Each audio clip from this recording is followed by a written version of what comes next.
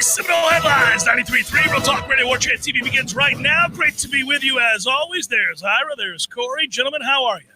When do you think we got the marching band drumline thing intro? I can't remember. Seriously, do you know? Tom would know. Do you know when that was? 2016-ish? Okay, right. 2016-ish. It is signature, isn't it? It is. It's Yeah, it is. Yeah, Gets me fired up. It's ideal. Like Register Sausage does. Which is for next hour, but you want to? No, it's this hour. But I was going to just place it's every hour. Well, that's true too. Yay, sausage! There you go. And we got the new hats, guys. We got the new hats in. Yeah.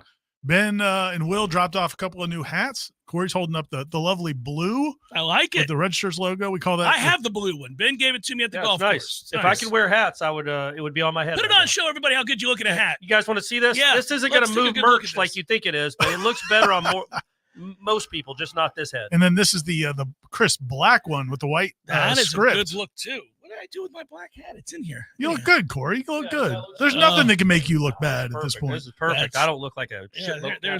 There we go. There you go. That's good. And you can order those at registermeats.com. They're part of the inventory now, along with when you're ordering your jalapeno cheddar. So you got gear and everything else. Yeah, man, they're rolling over that Register sausage. And but it's not the hats that really make Register sausage. It's the actual sausage. It is the sausage. And you can have it, especially if you live in North Florida, over to Alabama, South Georgia, really amping up the presence into South Carolina, down towards Tampa. Yeah. And go to your local grocery store and ask them kindly. We always start kindly, guys. But then if Later they don't have a bit more demand. if they don't have the Register sausage, then you got to take things in your own hands. Sometimes it's like in the original Roadhouse where he says you're nice right up until the point you're not nice. Exactly. Right. Yeah, that's how you are registered. I think that's the Register's motto. We're nice until we're not. Yeah. And but if you don't live in this part of the country, registermeats.com is the website you can have delivered, along with order your hats. And the other thing I wanted to say about them is just, again, emphasize just the quality. It's not just sausage. It's not just the sausage we like to eat, Jeff. It is the best sausage you can get. It's not just sausage. It's not just sausage. It's not the sausage. Here's the thing, man. You go into Publix, there's all kinds of sausages. There's a lot of sausage in Publix. And I'm not gonna lie to you. You might be able to find a cheaper brand of sausage. Oh, but that's not what you do. But it's not. It's not good. Do you care what you're putting in your mouth? Do you care what kind of sausage? We all do. Yeah. Get you a quality sausage in your mouth. Yeah. Yeah, Eddie at Gordo's got to put a Cuban in your mouth on the back of his shirt. We can say, put Register sausage in your mouth. Always. Yeah. All right. There's no easy segue from that. Hey, we're going to practice today, and apparently it's going to be a good one. Like, they're going to let them just play. Like, not a lot of install, according to Irish Chaffel. Yeah, that's what Mike Norvell said. Let's go. Let's play some football. Week, that they were very heavy on the install on those first 3 days. And I think he was not explaining, but maybe giving a little bit of a reason why there were some of the drop passes. There were some of the mistakes we saw in Saturday's practice. They really had gone heavy in the install. And I think they want to dial that back a little bit and get them playing a little bit looser into today's practice. We'll see how the weather is, and maybe indoors. We'll see. And then getting ready for that scrimmage on Thursday, man. It's a big deal. I really wish we were able to watch the scrimmage. Do you think that Warchant as an outlet would get special treatment given that we're the biggest, most popular, largest contingent of Seminole fans and people who cover the sport over everybody else? Could we get in and maybe we could ostracize everybody else who he doesn't trust, but he's in on us? I think it's worth a shot. Also, if we could offer him a Register's hat. We could say, hey, Coach, Nobody else he's wearing black on black these days. Yeah. We got a black hat. There it is. We can do it. I just would love to see it because I've had a lot of fun through 3 practices. Today will be a good one too. But there's so much in the way of change and exciting players and athleticism and new faces. It's just like every day you see something new that you like. Very little that I haven't so far. It's very early. We'll see. There'll be something that comes along that you're like, ooh, I don't like that. But as of right now, things are good. We're both driving the Jaylen Lucas bus. Man, love me some Jaylen. You're on board too? You love him too. Yeah. I was standing next to you. He's also fond. Yeah. Well, that speed is just, there's a lot of fast guys out there. He's one of one. It seems like he's incredibly fast and just explosive is a weird term to use because it means fast, but I don't know, man. He just runs different. He looks like he's got a burst. Well, I was going to say something. I watched somebody linked to it on our message boards and a piece that I think maybe the Big Ten Network did on him in Indiana. I've seen it. Yes. And they interview Indiana's former coach, Tom. Yeah, it's not Siggs. No, it's not Siggs. Siggs. He's no Tom Allen? Siggs, baby. Tom Allen, maybe. Mm. And he, I was thinking maybe we should call Walt Bell since he was the OC and He get was his there? insights. Yeah, that's right. I don't know if he's busy right Keen now. insight. From Yeah, the former head coach said that what's really impressive about him is he's got the short distance burst, which a lot of guys have. Yeah. But then he also has the breakaway speed, and like that's the differentiator. There's a lot of guys. I think that was the differentiator with Dalvin. Dalvin, just was at full speed right away. And this guy's got some of that. I'm not saying he's Dalvin, obviously. Doesn't take much not to get to nearly full the same speed, size, right? but yeah, man, he is, and he's got some shiftiness to him. I'm really So excited you're about saying him. he is or isn't Dalvin? Dalvin, I'm going to say Dalvin 2.0? 1.8. 2.0. Pretty tough. I don't know Dalvin that in our 0.8. lifetime. Retro Dalvin? Dalvin 0.7. Well, think about how good Trey Benson was, and none of us at any point compared him to Dalvin Cook. Right. So, like, I'm thinking in our lifetime of covering Florida State, however many more years we all do this, we're never going to say somebody's like 100%. But I also think, and Corey, you've referenced this before, because when we were out in California, when Dalvin Cook committed to Florida State, and Jimbo, we talked to him at that press conference, and afterwards he talked to us a little bit off the record, and the first thing he said was he's one of those guys that changes the numbers on the scoreboard. Can't wait to get him to A&M. That's what he told us, and we're like, what's he talking about? He's about to coach in a I was like, don't worry about it, Corey. Let's go to in and out. Yeah. But no, I mean, and that's it. Just I always come back to it's such a simplistic term. Yeah. But that is the deal, man. Like guys that can score from anywhere on the field is a big deal. And now they've got some guys on this offense that really can score from anywhere on the field. That really they have only had one or two in the last. Feels couple like years. several. Yeah. That's why we're giddy. Yeah, in the last 2 years, it's been Benson. Yeah. And really, in quite honesty, in 2022, he had, I think his longest run was like 42 yards. Like he wasn't the home run hitter he became in 2023, or he was and just didn't get the opportunity. But now with Lucas, Benson, Hill, and Lucas, or in Brown, Jaylen Brown. Yeah, I was from going to say LSU, Jaylen Brown's not slow. Yeah. Man, They've got dudes, Yeah. and I think that will be the difference in this offense for year over year. I also think I would hate to be a defender trying to locate Lucas. Like I could just see where this is going to be. Where a do problem. y'all see him? How many snaps is he going to get, you think?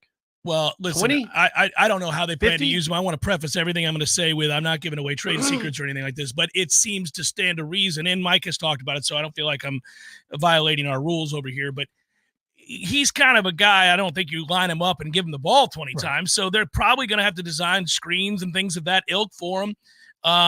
Just little gadget plays, but you could probably do that 4 or 5 times a game. I mean, he's going to be a problem. You get him on the field probably 15, 20 times a game, but then give him the ball at least 4 or 5 times. And that's all he needs, man. He's not a guy that needs to plug away, and then make the big run. I mean, he's going to hit it. Yeah, and I think the downside of a player like that is that he couldn't do Right. that. He's not a guy you want to give the ball to 15 times. I mean, he's a little guy. But really, the last couple of years, you really felt like Deucepan was the guy, especially in the receiving core, but especially in the passing game. Deucepan, they got to hit something to Deucepan somehow if they're going to be able to take the top off the defense. Yeah. Well, now you've got, 5 guys at least. When you have more than one on the field, defenses have to play honest, and they have to cover every inch of the field because of the quarterback's arm making those throws to said speed guys. So that this changes your running game. We talk about everything over the top, but now you can run the damn ball without a crowded box. I think there's a lot of impact this speed's going to have on this team overall in the way that he calls plays.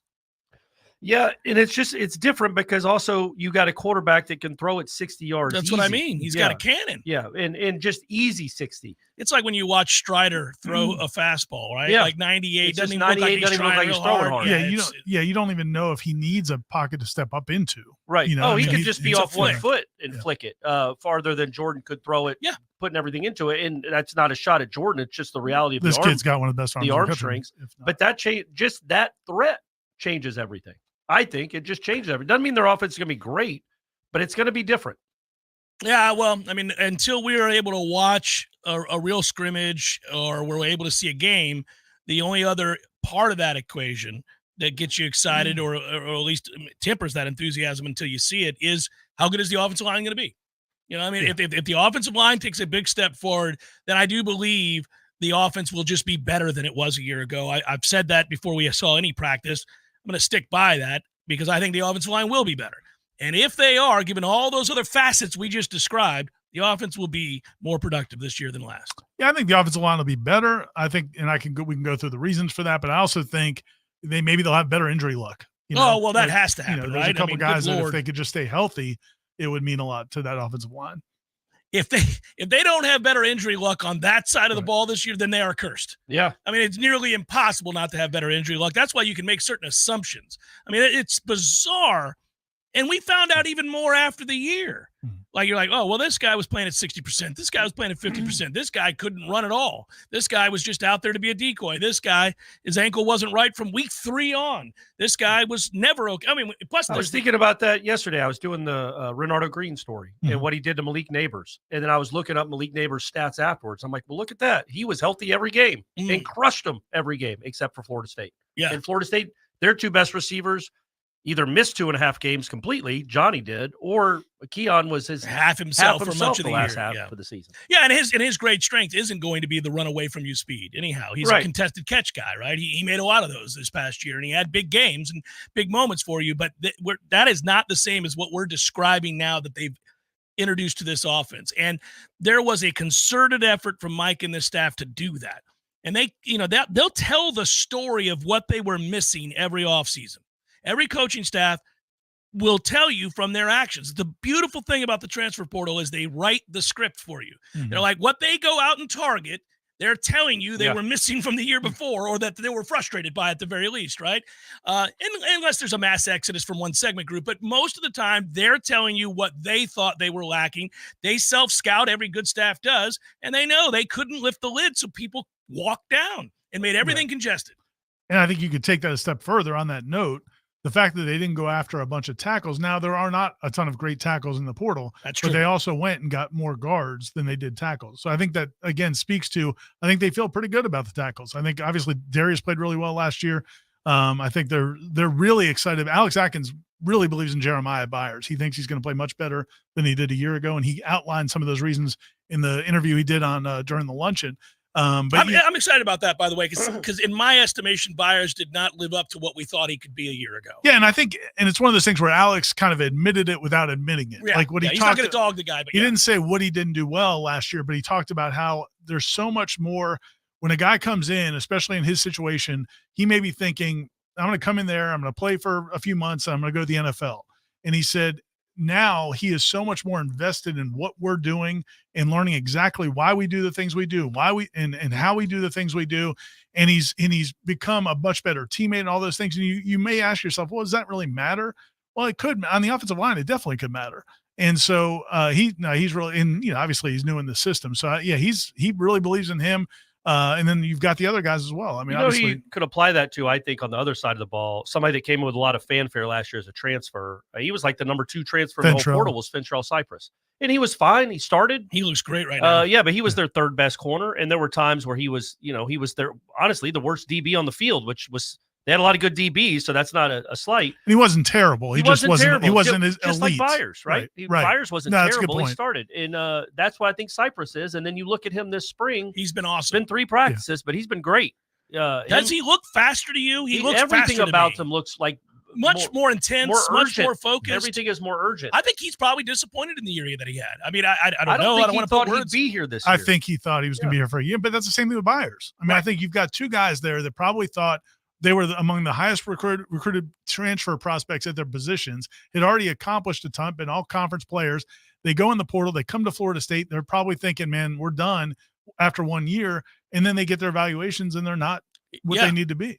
And so it's time to show out. Boy, I love a year where you have a lot of guys, and we know we can identify them. Yeah. Daryl Jackson being one of them, for example, you wrote about this week. There are a lot of guys trying to go get paid and very, very motivated with intense competition around them, raise the floor level of talent, and they want to get paid. You're going to see some really – your whole defensive line. Yeah. Other than Farmer's even. 100%. Hell yeah. No, I meant like he's draftable. Oh, that the whole defensive line is guys that feel like they're going to be drafted next year. People trying to get paid is a good thing. Seminole Headlines, 93.3 Real Talk Radio, Warchant TV. There's fun to be had every night at the Corner Pocket. Take-home prizes on Trivia Tuesdays and Beer Bingo Thursdays. And kickstart your weekend with Martini Fridays. Plus, happy hour runs every weekday and game day specials every time the Noles take the field. Watch all the best games at the Corner Pocket's Vegas Wall, featuring 560 inches of flat-screen TV heaven. Oh, really? The best food, the best drinks, and the best place to watch all the games. Tallahassee loves the Corner Pocket. A cup of Joe, Java, brew, go-go beans, brain water, liquid lightning, wakey juice, whatever you call your cup of coffee, you're missing out if it's not Grassroots Coffee. At grassrootscoffee.com, you'll find an easy way to order the best roasted coffee beans available. It's very simple. Choose the blend you want and how you want it ground, and the bag you receive will have the date your beans were roasted and packaged on it, all written by hand and signed by the roast master himself. You'll know that's as fresh as it gets. You can get Grassroots outside of your house also at some of your favorite restaurants in town. Next time you're out to eat, try asking for Grassroots Coffee by name, because there's a good chance they will have it for you. And if you own a business, Grassroots Coffee has options to stock your break rooms with all the productivity powder your team needs. Plus, like some other options that you'll find at work, Grassroots Coffee actually is a part of our community. Hit grassrootscoffee.com today and get yourself a treat. Some locally owned, locally roasted, and locally loved Grassroots Coffee. Have you been injured on Interstate 10? I'm Jimmy Fasig of Fasig Brooks Law Offices. We've partnered with Roadproof to access all interstate traffic cameras along I-10 from Pensacola to Jacksonville. Let us help you get the proof you need to stand up for yourself and get fair compensation for your injuries. Call us today and let us secure the proof you need to come back stronger. Fasig Brooks, 850-777-7777. Offices Destin, Tallahassee, and Jacksonville. I'm Greg Tisch, here to share one of my favorite TCC stories. In the summer of 1966, Eugene Lamb wanted to stay in shape before leaving to play college basketball in Louisiana. So he jogged to Tallahassee from his home in Midway and helped lay the bricks for the first building on what's now the TCC campus on Appleyard Drive. Today, he is a longtime member of the TCC District Board of Trustees. It's no exaggeration when we say Trustee Lamb helped build TCC into what it is today. TCC thanks our community for 58 years of support. We look forward to moving into the future together. This is Scott Trout of Cordell & Cordell. There are a lot of great dads out there. Sometimes those dads get divorced. For more than 30 years, we've represented men in divorce, confronting the pitfalls that could devastate your finances or harm your family relationships. While every situation is different, our goal is to get the best outcome for you and your kids. Set up a consultation and take the first step. CordellCordell.com. Lisa Cargis, Florida resident partner. Scott Trout, licensed in Missouri, Illinois, and Georgia only. 904-323-0000. 1 Independent Drive, Suite 2200, Jacksonville, Florida, 32202. Pizza's here. Oh, great. I'd love some, but I'm worried about my stomach issues. If you're worried about having diarrhea, gas, bloating, stomach pain, or loose, oily stools, it may not just be stomach issues. It could be a condition called exocrine pancreatic insufficiency, or EPI. With EPI, the pancreas doesn't release enough enzymes to break down food, but EPI is manageable. Use the symptom checker on identifyepi.com and talk to your doctor. That's identifyepi.com. Sponsored by AbbVie. Life is stressful. Dinner shouldn't be. That motto is why Register Sausage has been doing business in the Florida Panhandle and Lower Alabama for over 75 years. A proud sponsor of Seminole Headlines, Register Sausage always provides the best Southern smoked sausage to over 140 grocery stores and restaurants throughout the Southeast. Headliners have discovered the Register's difference. You can too. To find a store that carries Registers near you or to buy directly, head to registermeats.com. That's registermeats.com. Register Sausage. Yay, sausage! Turns now. Head to YouTube and search for Warchant TV today to catch the show live or on demand. Now, here's Jeff Cameron, Ira Schofel, and Corey Clark. Baseball game tonight over in Jacksonville, Florida State and Florida. Noles won the first game 12-8. See if the bullpen is called upon tonight to try to get key outs. It'll be very fascinating to see if they handle that situation better. I also want to see how Link handles the bullpen moving forward, because there's no getting around the fact that some of the guys who gave it up over the weekend repeatedly are guys that have to pitch for you. So do you learn from it? Do you get better from it? Do you cave? Do you fall to pieces? And how do you handle it? I mean, I think it's going to plague the team for most of the year. But to me, you just got to stop walking people. I'll give up. I don't care if they hit 7 straight doubles. Throw it over the plate. Yeah, I think that's what they told Dorsey right before each of the Grand Slams. Yeah, just throw it over the plate. No way he hits another one on you. Yeah. The odds of that are astronomical. So he's given up 3 this year. What do you think? But 2 to the same guy back-to-back games. What do you think the bus trip was back for, like Tibbs and Ferrer and all these guys that they're put in up the back playing cards, joking, look at it, watching their videos. The relievers get on the bus and they're just like they sit up front. They're separated. They don't want any part of that. It's just such a weird. It was the weirdest series in the sense of forgetting the drama of it and just the calamity of it. but just the disparity of like one segment of the team, well, one or two segments of the team playing at an incredible level. I mean, like not just good, like off the charts great. Yeah, you can't have a better offensive weekend. Then another side being Clemson. I actually praise Florida State's offense more than Clemson's. They earned it. They got walked a lot. Yeah, our offense didn't get to hit our off the bullpen, relief pitching. Yeah. So, or to get to walk against it. 5 straight times. I mean, how do you give up 6 runs in an inning on 1 hit? Yeah. Well, in the they did it. in the 9th inning of that game, they gave up the 8 runs on 2 hits, right? Yeah. Grand slam and a 3-run homer. That's my thing. Again, listen, you may end up getting lit up. You may have a real hard time getting outs. We'll see.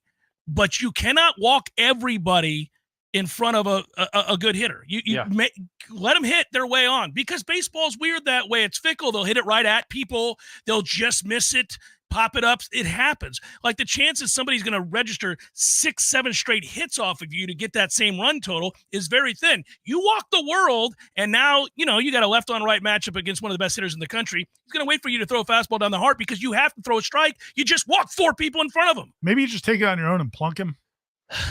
Yeah, you can't hit a grand slam if you're getting somebody else might do it. But drilled in the ribs. It ain't going to be you. Yeah. After the 20th RBI of the week is when I would have hit him. I wouldn't have let him get to 21. That's the biggest thing, is that if you can't locate, we're going to have a real hard time here, because I don't know what he does. What is Link, or what is Micah? What are you going to do? Like, you've got guys that were not throwing strikes, and it's not that there isn't stuff. You said it yesterday on the Jeff Cameron show, Ira. Yeah. Don't know if you heard the. It's a good healthy segment. No, was it 4 minutes or 6 minutes? It might have been over 6. I mean, it felt a few topics. I got to be honest. I mean, Ira and I made up most of the hour. It was it was one of those. A long time. Yeah. But honestly, that's the biggest thing. Like, I'll live with the giving up of hits. Just, you can't walk the world, and they just kept walking batter after batter after weird batter. thing about it is, I was telling Aslan this, is like, man, they had just won 4 games in a row almost strictly on their pitching. Like, that offense wasn't good against Notre Dame. No. They scored 12 runs total. Yeah, you're right. The weekend before, you would have argued that the bullpen was a big part of why they won. Why they won. Yeah. They scored 4 runs in back-to-back games and won. And then the Tuesday game, they beat Stetson 1-0. And that was a bullpen game. And Stetson's not a high school team. So that's what was so bizarre, is the bullpen had been pretty good. Well, I want to add in, and this works for both teams, and it counts for Florida State's offense too. Clemson should be ashamed of himself. That's a child's ballpark. I mean, it is a child. I don't think it always plays that way. Well, I know the wind was blowing out because of this front that came through. I thought you were talking about the warning track. That's also a child's ballpark. Yeah. You've got a stupid lift in the outfield, and straightaway center's 380. I mean, what are we doing? What are we doing? It's like Yankee Stadium is an embarrassment to Major League Baseball. Hey, getting kids drafted. Every Yankee fan should be ashamed of themselves if they go into that child's ballpark to watch big leaguers. It is interesting how Sunday's game changed the talking points from that series, because if they got beat 8-2 on Sunday, all we would be talking about is the decision to go to Abraham with 2 runners on in the 9th inning. Yeah. But because they got the same thing happened the next night, it's like we're not even going to talk about that. Hey, the bullpen is what it is. But I still can't believe that decision. So Florida State, and it's not going to be a baseball hour, but Florida State is number 3 in the country in batting average and number 1 in the country in fielding percentage. Yeah, no, they're doing a lot of things right. That's after 20, whatever. Well, they also, 22 games. a couple of the doubles didn't go into their fielding percentage. But, Jordan Williams caught fly balls that landed on the fly ground. Ball they didn't catch in the 9th inning cost them the game. Yes, it did. Might probably cost them the series, honestly, just the way baseball works, I think. Dorsey doesn't have any bad feelings when he comes in on Sunday because he didn't have to pitch. Well, because he wouldn't have had to pitch on Saturday if that kid makes that catch it. So things that we all know, there's domino effects and things can happen. But man, you think about where this program was 2 years ago, and this isn't me. They could lose tonight. They're playing a very good team, but where they were 2 years ago, where they were last year, where they were horrible at everything. Well, that's the better way to look at it. And look, now this their is part batting of a average. Rebuild. Now they have one of the best lineups in the country. They do, and their infield defense has been phenomenal. The outfield defense leaves a little bit to be desired. The infield defense has been really, really good. Well, your outfield defense takes a hit when Ross isn't out there. Williams is a better hitter than Ross, but he is not a better fielder than Ross. And so that affects you. But they've got hitters up and down the lineup. I do think – Williams had 2 home runs taken away from him. I know. He would have had a 3 home run weekend. Yeah. And he made sure everybody knew about the one he did hit out. Oh, my gosh. He did. Dude, that dude's going to get Oh, roped. my God. Somebody's going to hit that the whole dude in the team face. has it in him, man. It's incredible. Williams, let's chill. But I'm going to say that this unassailable. They are worlds better than they were a year ago. Yeah. They are so much better defensively and offensively. They're an elite upper echelon, at the very least, offense in the country. So things are better, but they've obviously got an Achilles heel, and we'll see how they try to fix it. I mean, get ready to watch a lot of 10-8s against good teams because they're going to have to just slug their way to wins. Don't be bunting a lot. Don't be trying to move like runners. Me yelling at the TV in the 90s at Martin. Punch and Judy baseball. We're in Omaha. The final scores are 18-12. Stop bunting people over, Mike. The race might be to 12 on a lot of nights. Yeah. Well, listen, it didn't help that Leiter pitched with 2 1/3. Yeah. No, I mean, he killed you too. And he needed to come up and he got one because that looked embarrassing. He could not throw a strike to save his life. And that was the only point I'd make is when you talk about how they pitched against some of these other teams, I get it. But everything changes when you've got real dudes that can do damage in the box and who are patient. Yeah. And because now you're not going to get them to chase, and you've got to come at some people. You've got to beat somebody with your best stuff. And if your best stuff's not good enough, it's not fun throwing strikes. But that's why guys was so good. I agree. And that's a shame that it was so wasted. I mean, goodness. I know. I'm just saying that's why you can't say, oh, they've done it before. Well, they haven't done it in that situation, in that environment against those types of bats. Yeah. So it's different. Would you switch your Friday night starter? No. You wouldn't? I mean, they're going to pitch either way, and he's obviously thriving in the Saturday role, so leave him there. Okay. And I just think he's your best pitcher right now. And I think Cam probably feeds off of that energy on I'd Friday. make him the closer. I'd have him pitch the 2 innings every game. I will tell you, it was the first time that I'd thought about it, but, they've had some guys get hurt. A couple of guys they were going to count on before the year started, they lost.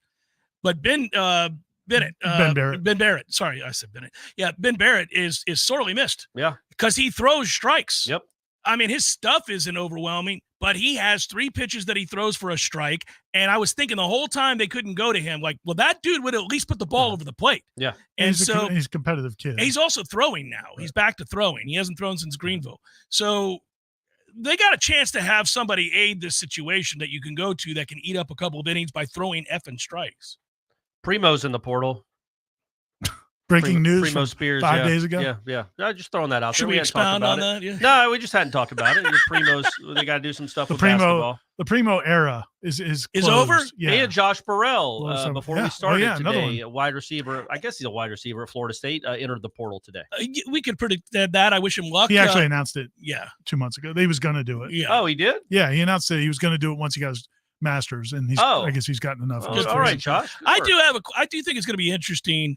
I know nationally, several outlets have talked about how this is going to be a bloodbath. That people are you're going to see major names, and I don't know if they're just trolling for clicks or what they're doing. In basketball, you talking about? No, football. Okay. Nobody cares about basketball. We're talking about football. But right. The point would be that there's going to be an exodus at a lot of places, and so whenever you hear that, you say, "Well, okay, how does it pertain to Florida State?" I do, and we said this before camp began, because of the influx of a lot of talent. You could probably pinpoint a certain segment group or two where you think, yeah, they could lose several guys, and a couple of them might be names that sting when you hear it. Now, I don't know. I don't want to predict that, but I would say that it stands to reason. And so when you hear that Josh Burrell, let's just say you didn't know he was going to do that, that's not surprising, but I think there's probably 2 or 3 guys in that segment group alone that are on down the road. Well, just the sheer numbers of that segment group. It's huge. It's right? like 14 or 15 scholarship And you guys. wouldn't be surprised if you lost a running back, and you wouldn't be surprised. Yeah, there are plenty of guys. Lineman. Somebody in the secondary. It's just really hard to figure out who that running back would be. Yeah. I mean, there's no obvious answer, but it's going to be, I think they're going to have 7 guys. Yeah, somebody's gone. So but I can't imagine. And I think you're going to lose. And we're talking about post spring, right? Well, they're going to see where where the chips stack up after spring. They're going to see where they're thought to be, and that's when the portal will open up again. And other schools will have seen what their needs are. Yeah, and so I feel like multiple offensive linemen, multiple receivers, maybe a running back, maybe a tight end. That's just on one side of the ball. That's the age we're in, though, right? And you don't judge these kids if they don't think they're going to play. No, I don't have a problem. But I'm going to be fascinated by it. But I do think it's going to be the higher end players, to your point, because I don't think lower end players are going to take the risk unless they are basically pushed out the door. Yeah, because the window's so small. Because they're playing at Florida State. Well, yeah, and the window's so small, and how are they going to make an impact wherever they're going? You know what I'm saying? Like, unless they just know it's the end of the road, there's no way they're getting on the field of Florida State, and it's just desperation. But I just think the reason, like, if you go back to the earlier time when it opens up in December, the lower end players are the ones who jump in first because they want the most time to find a place. Right. And get into it and get a spring Like somewhere. last year, Keon Coleman waited till May. He didn't. Yeah, He's going to go wherever, he's not going to have trouble finding somebody. It's going to be tougher, I think, for guys in that window because there's just not as much movement and there's not as many schools. And there's not as much time. So I think to that point, I do think you could see some better players. I don't think you're going to see starters ought superstars. not leave, but it'll be fascinating because I think it works both ways. Florida State's going to grab a couple people from other people's rosters too. So as down as you might get when you hear one name, just be like, hold on. I'm sure Florida State's doing what everybody else is doing, which is looking at that depth chart and saying, okay, we're good here. We're good here. Got a bit of a problem here. And they're going to fire at some folks too. So it's going to work both ways. It'll be fascinating though. This competition is what we've been referencing all along. That's why I wish, in a perfect world, we'd see Thursday scrimmage. These scrimmages are going to be intense. Yeah. Yeah. Well, and the other thing I would say is, going back to that window thing is, and I think because it was in that post-spring window when all those guys went to Colorado, Bishop Thomas and Travis Jay and Derek McClendon, I think they all went through spring practice from what I remember last year. I think McClendon and maybe then stopped. He might have been in the middle of spring practice. He might have bailed. He did. That's correct. But it's so I'm not saying there's ever tampering, but maybe if there's tampering, if guys know they're going to have an opportunity somewhere else, then maybe there's not as much risk to jump. Did y'all see that Deion didn't go on a?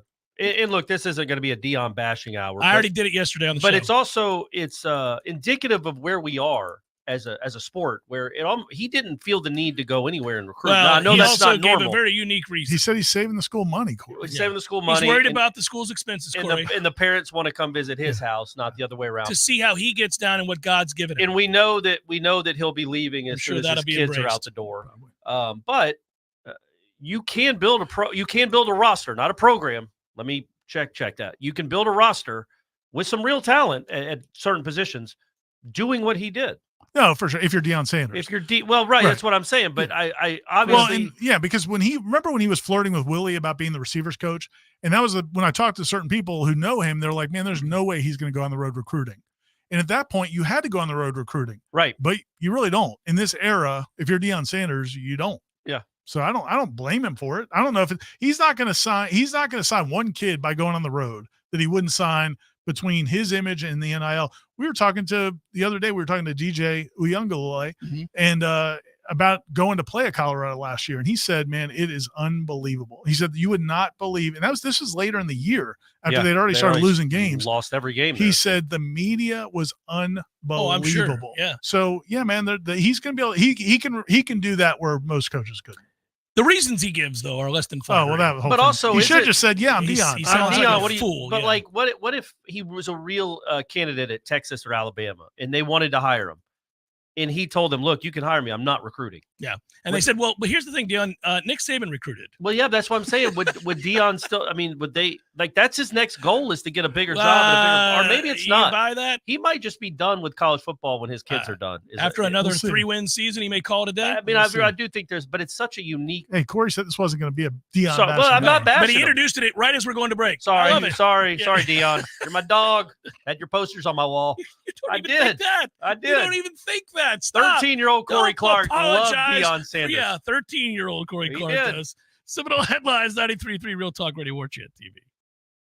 Your local news now. A man is dead after a shooting in the 2600 block of Peachtree Drive Monday afternoon. Officers found the man just after 5:30. The shooting happened outside of a home. Per Marcy's Law, TPD are unable to release the age of the victim. It would only say he is a young adult. There is no suspect description available at this time. TPD believes this is an isolated incident, and there is not believed to be a threat to public safety. The Leon County School District is cutting 69 staff members from the 2024-2025 school year, according to documents obtained by the Leon Classroom Teachers Association. Staff members impacted are interventionists who work with students who are struggling academically. Superintendent Rocky Hanna said the district had used COVID relief funds to hire academic interventionists. That funding expires at the end of this year, forcing districts across the country to make tough staffing decisions. Staffing plans show middle and high schools will have no interventionists on staff, and elementary schools will have 2 per school. This is Rachel Anay with your Real Talk 93.3 Local News Update, brought to you by McLemore Systems, Tallahassee's go-to Mac store. Check them out online at McLemoreSystems.com.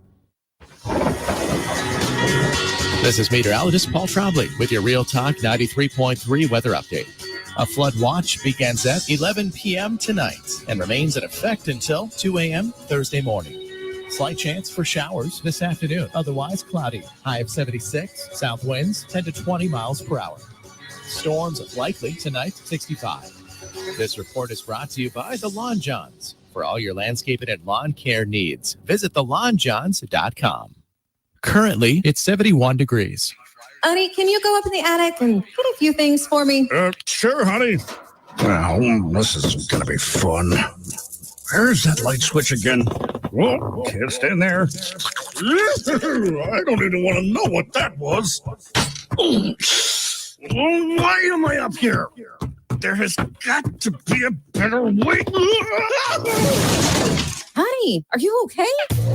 There is. With Southeast Portable Buildings, call them today. 850-580-6400. That's 850-580-6400. No need to get up in that attic any longer when you can call Southeast Portable Buildings. They have sizes to help with the smallest space needs to the largest. Call them today. 850-580-6400. That's 850-580-6400. Or visit them online at southeastportablebuildings.com.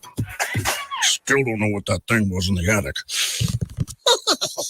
Life is stressful. Dinner shouldn't be. That motto is why Register Sausage has been doing business in the Florida Panhandle and Lower Alabama for over 75 years. A proud sponsor of Seminole Headlines, Register Sausage always provides the best Southern smoked sausage to over 140 grocery stores and restaurants throughout the Southeast. Headliners have discovered the Register's difference. You can too. To find a store that carries Registers near you or to buy directly, head to registermeats.com. That's registermeats.com. Register Sausage. Yay, sausage!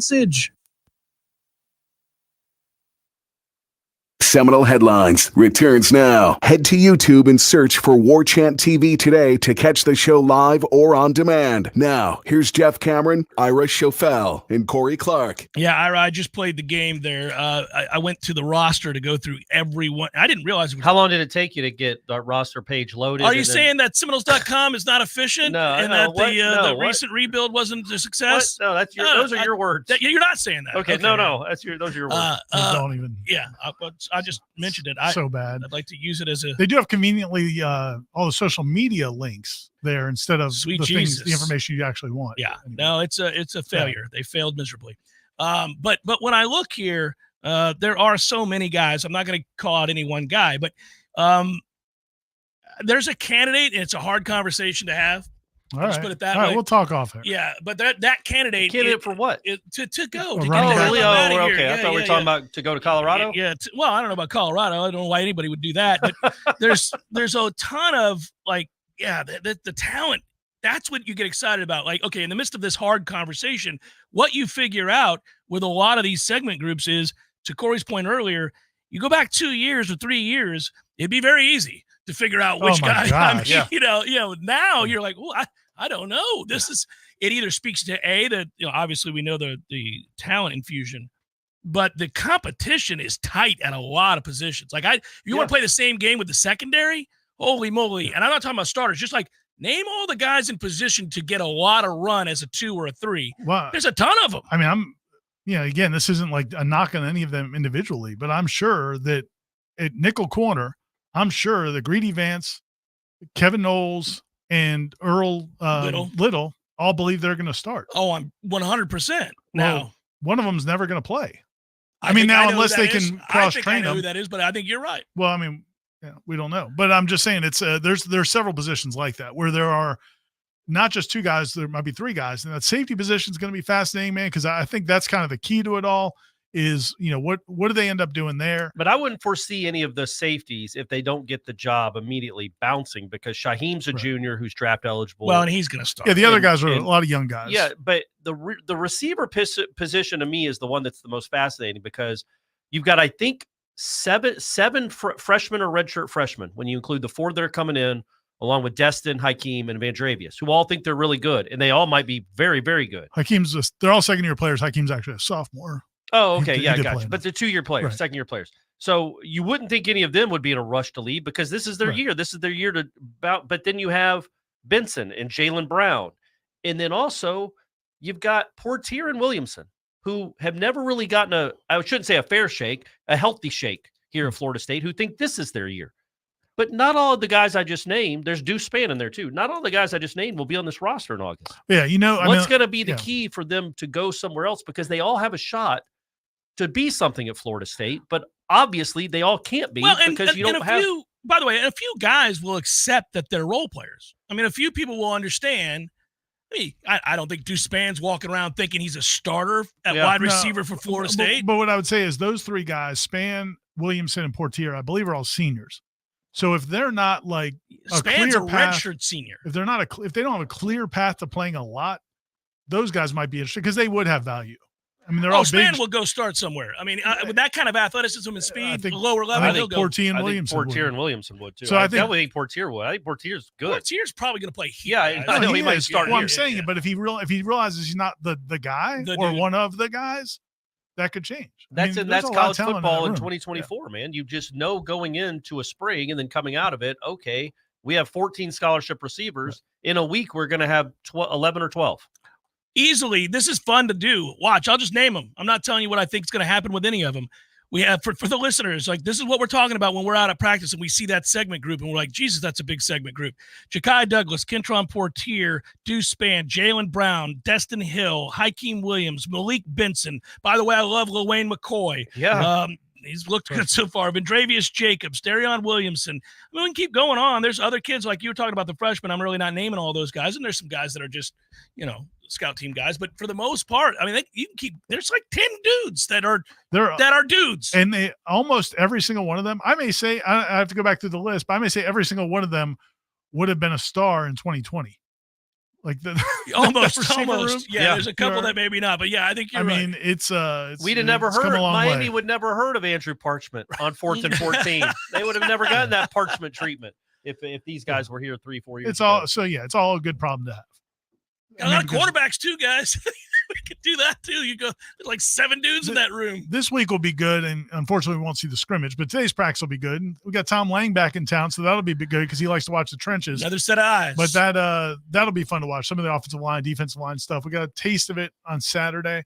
But I think we'll get to see more of that today. And that was the first, so when we were talking earlier, we focused so much on Jalen Lucas and some of these skill guys because we've seen them for 3 days in doing what they do. The linemen, we're really just starting to get a sense of what they are. I enjoyed that day one of full pads for the offensive and defensive line. So there are some great matchups there, and you got guys to be excited about. I think we're all looking closely after, obviously we know who the starters are going to be in the interior, the defensive line.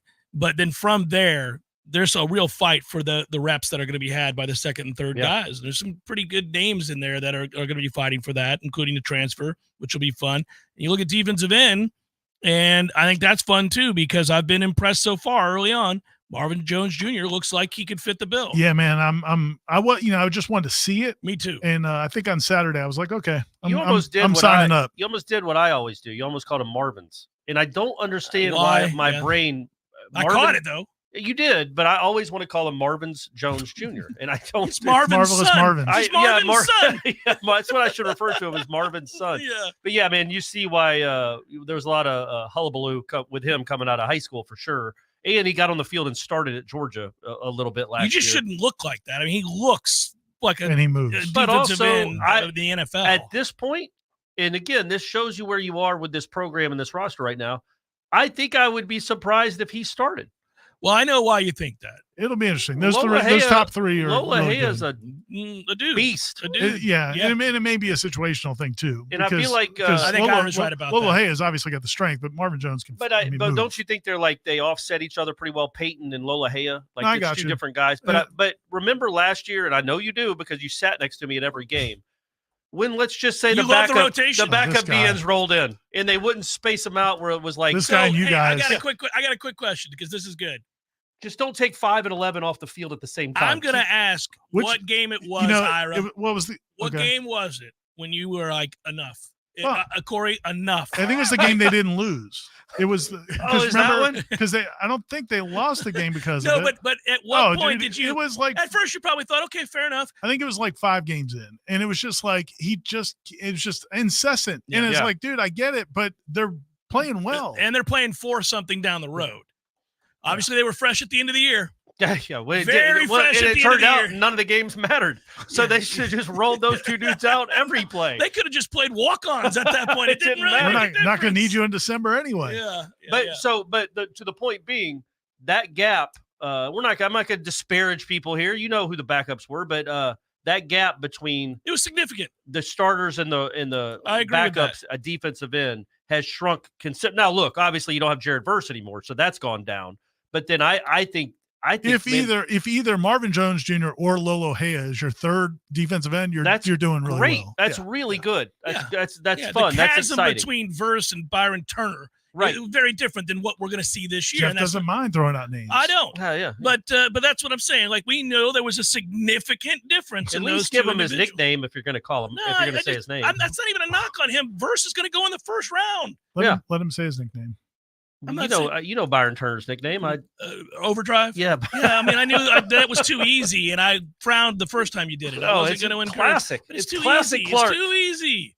I got to come up If with you're not something going to for let Lola Corey Hea. be Corey, why are we even here? I'll let what's the Corey be point? Corey, but I have higher standards for Corey than you do. He's just going to lazily throw out Overdrive, which we all know And about. we got old batted ball. We got old batted balls. But Peyton. we did that together. But I know. I'm saying we've got a lot of cool defensive end nicknames. I got to figure out something for Lola Hea.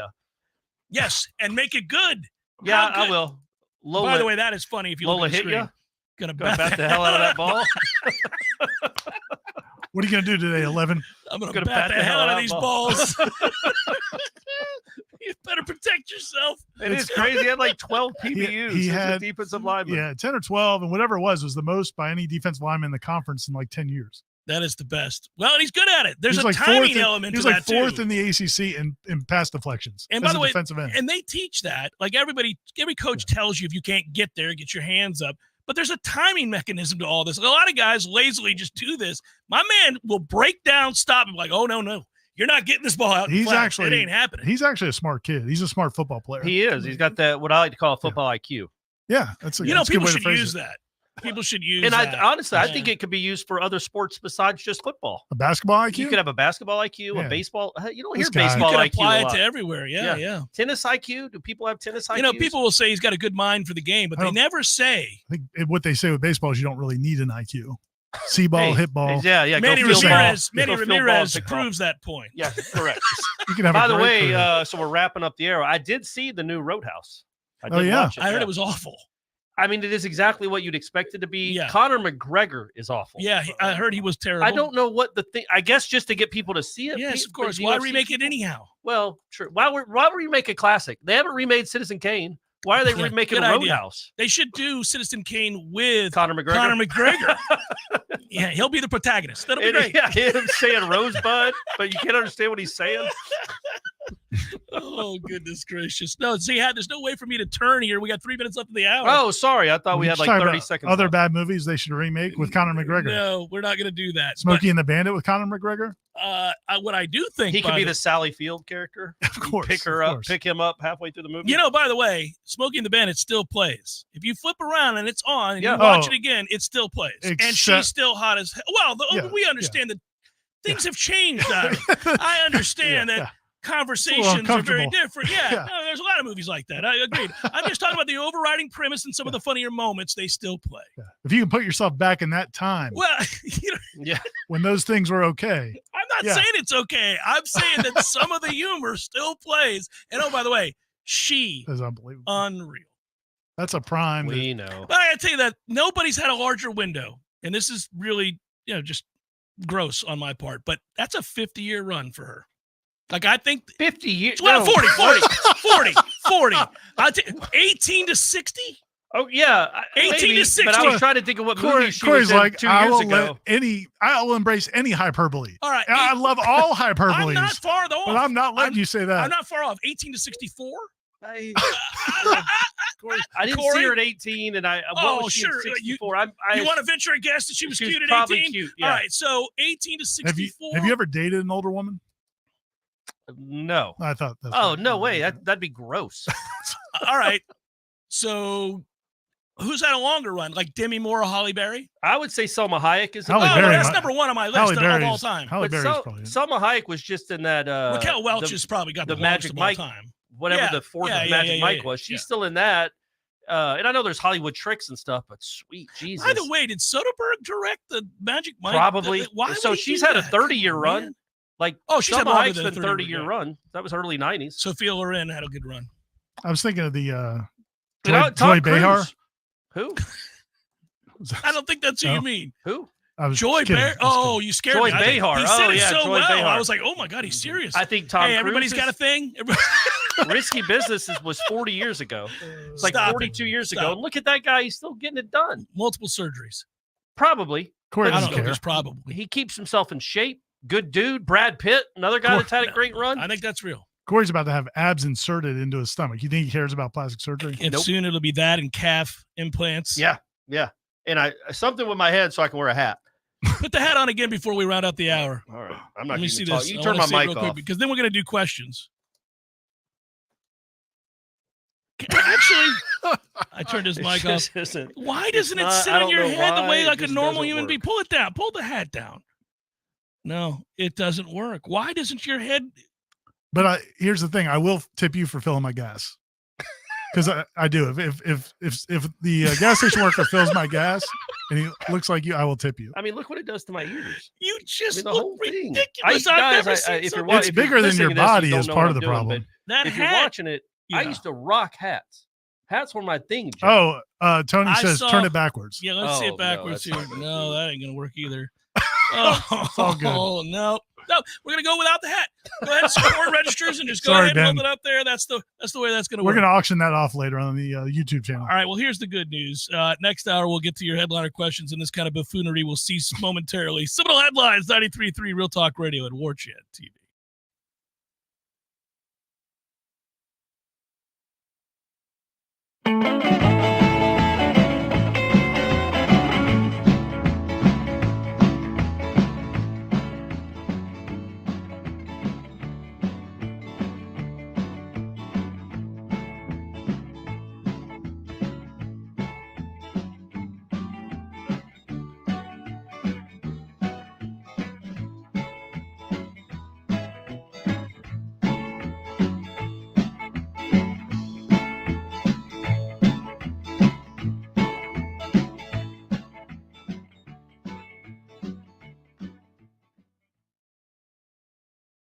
Of business since 1945.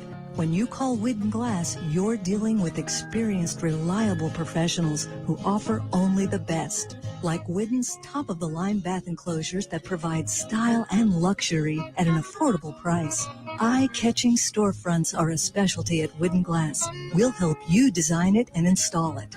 Whitten Glass, the first name in glass replacement. Call 222-5781. You've heard about the thousands of patients finally getting relief from chronic joint pain thanks to QC Kinetics non-invasive treatments. And here's one who was determined to avoid surgery. Meet Vicky. The orthopedic surgeon said, well, you're going to need knee replacement sooner rather than later. I kept hearing commercials about QC Kinetics and thought, well, I'm going to check them out first. QC Kinetics has treated over 20,000 patients like Vicky around the country. People who were told they needed surgery but chose a more natural, less invasive approach that uses regenerative treatments to help heal and restore painful joints with no downtime. If QC Kinetics had not been what I expected, I would have gone through with the surgery, but I got so much relief, am now pretty much pain-free that I don't have to have the surgery. Before going under the knife, you need to check out QC Kinetics. The consultation is free. Call today. Call QC Kinetics, 850-391-4280. That's 850-391-4280. 850-391-4280. When you need a plumber quick, how long is an acceptable time to have to wait? Yeah, hey, it's the Millers again. Just calling you about our little plumbing problem. 2 hours? Hey, we were hoping you can get here soon because the water is getting really bad. I mean, please hurry. 4 hours? I know you said you were on your way, but, honey, tell the kids to tread water. 8 hours? Don't worry about us. At M&L Plumbing, you'll never have to wait long for quality, dependable service, right when you need it. At M&L Plumbing, we listen to our customers, and our qualified technicians aim to achieve 100% customer satisfaction. So the next time you need plumbing work or repairs, think of the name M&L Plumbing, your local plumbing experts, commercial or residential. Give us a call, 850-575-9393, or visit us online at mndlplumbing.com. M&L Plumbing, for all of your plumbing needs. What will the Noles do to follow up an unconquered 2023? Warchant.com, the market leader in FSU football and sports coverage, is the place to find out. Join the largest FSU fan community and talk Seminole sports in Warchant's Travel Council and premium recruiting message board forum. Enjoy special access to multimedia elements like Wake Up Warchant, The Jeff Cameron Show, and Seminole Headlines, plus exclusive forums with FSU student athletes and a members-only discount to Garnet and Gold. Warchant.com is your ultimate Seminole sports source. Head to Warchant.com and sign up today. Many orthodontists in Tallahassee can straighten a smile, but at Birch Orthodontics, they're dedicated to providing the finest care possible. The experienced and friendly staff is trained in all of the latest techniques. So whether you need standard treatment like braces or Invisalign, or you have a more complicated case requiring extra attention, Birch Orthodontics is here for you. Set up your free consultation today by visiting birchorthodontics.com, BURCH orthodontics.com, or call 850-877-1692. At Birch Orthodontics, they create beautiful smiles that last a lifetime. Coming up next, more of the Jeff Cameron Show, live and local on Real Talk 93.3, WVFT, Gretna, Tallahassee. This is Brett Musburger's Action Update. Get insights into the sports betting market with VSiN's betting splits. See where the money is and keep updated on how the market is reacting. Only at VSIN.com. Now, here are the latest lines from my guys in the desert. Number 6, Florida, and number 12, Florida State men's baseball teams battle it out tonight on the diamond. The Gators lost to the Seminoles 12-8 back on March 12th. This is the second of 3 meetings this year. Both teams are minus 115 to win.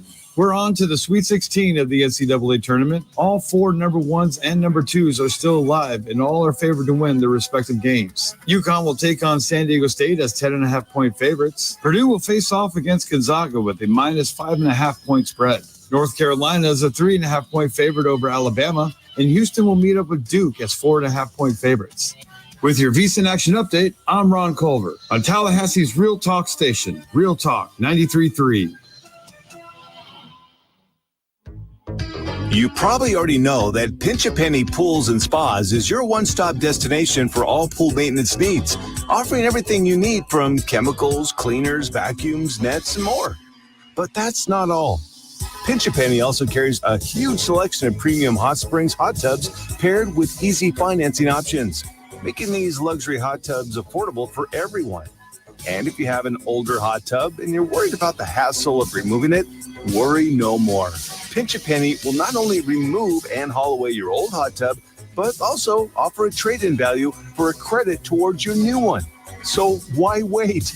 Visit Pinch a Penny's 12,000 square foot showroom today on Greer Road and discover how effortless and affordable owning a fantastic hot tub can be. Find out more at TallahasseeHotSpring.com. That's TallahasseeHotSpring.com. Have you been injured on I-10? I'm Dana Brooks of Facing Brooks Law Offices. We have partnered with Roadproof to access all interstate traffic camera footage along I-10 from Pensacola to Jacksonville. Memories fade and witnesses disappear. Securing important video footage now can make sure your claim receives the full attention it deserves. Call us today and let us secure the proof you need to come back stronger. Facing Brooks, 850-777-7777. Offices Destin, Tallahassee, and Jacksonville. What will the Noles do to follow up an unconquered 2023? Warchant.com, the market leader in FSU football and sports coverage, is the place to find out. Join the largest FSU fan community and talk Seminole sports in Warchant's Travel Council and premium recruiting message board forum. Enjoy special access to multimedia elements like Wake Up Warchant, The Jeff Cameron Show, and Seminole Headlines, plus exclusive forums with FSU student athletes and a members-only discount to Garnet and Gold. Warchant.com is your ultimate Seminole sports source. Head to Warchant.com and sign up today. Real Talk fact number 82. There are 3 kinds of people in the world. Those who can count and those who can't.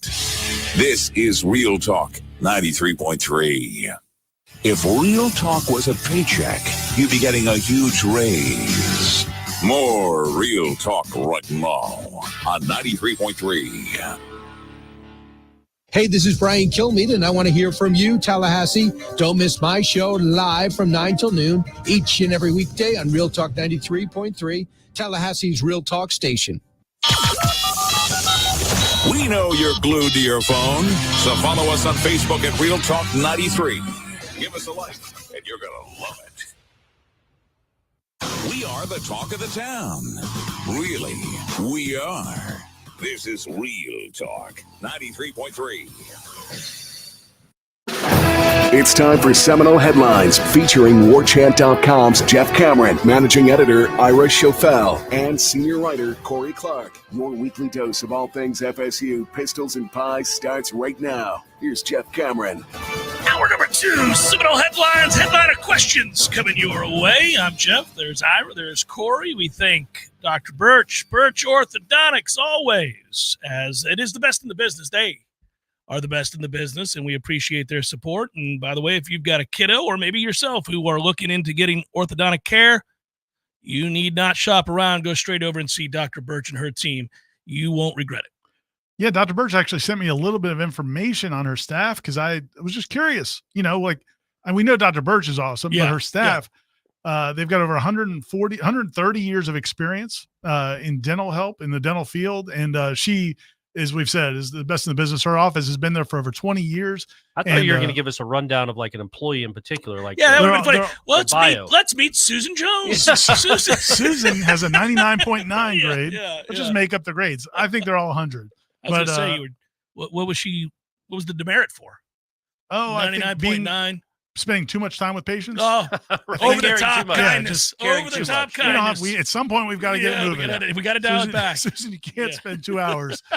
But no, it's again, we can't say enough about our kids all went there, and Stephanie, now Corey's stepchildren went there, Jean's kids went there, and you never know who you're going to run into at Birch Orthodontics. There's a lot of important people, just well-known people in Tallahassee who go there as well. And I'll say, Heather, if you want to throw us some hats, yes. Well, maybe not a hat for me. I'll take a shirt. I'll take a do-rag. Have you tried visors?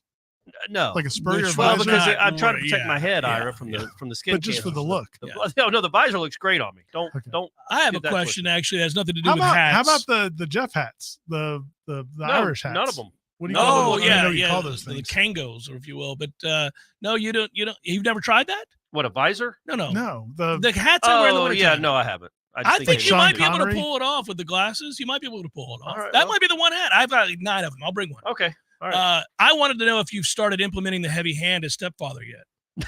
That's what I was. This is my house. This is my life. Right. This is my life, kids. Yeah, you didn't know, but now we've married in. Here's the deal. Not yet. It's a slow process. Soon, yeah. Sure. No, introduce it. Not doing any of that parenting. Garrett says, Jeff, thanks for the golf picks over the weekend. I won Garrett and several people money this past weekend with my picks during the week. He goes on to say, over under 5.5 football players transferring out after the spring. I'm going to go over. Me too. Over under what now? 5.5. I was reading the chat. 5.5 what? Players leaving. Oh, that's a pretty good number. I like the number. Yeah. I'm going to go over. Are we counting one already? Yeah, you count Burrell, right? You count Burrell already, so that's one. So we just need 4 more. 2 months ago. No, then yeah, I'll go over. Okay. I think you were going to go over anyhow. I wouldn't go heavy on it though. Okay. Gentlemen, I'm watching basketball, only looking for coaches and possible transfers. Is that wrong? That's the half thing.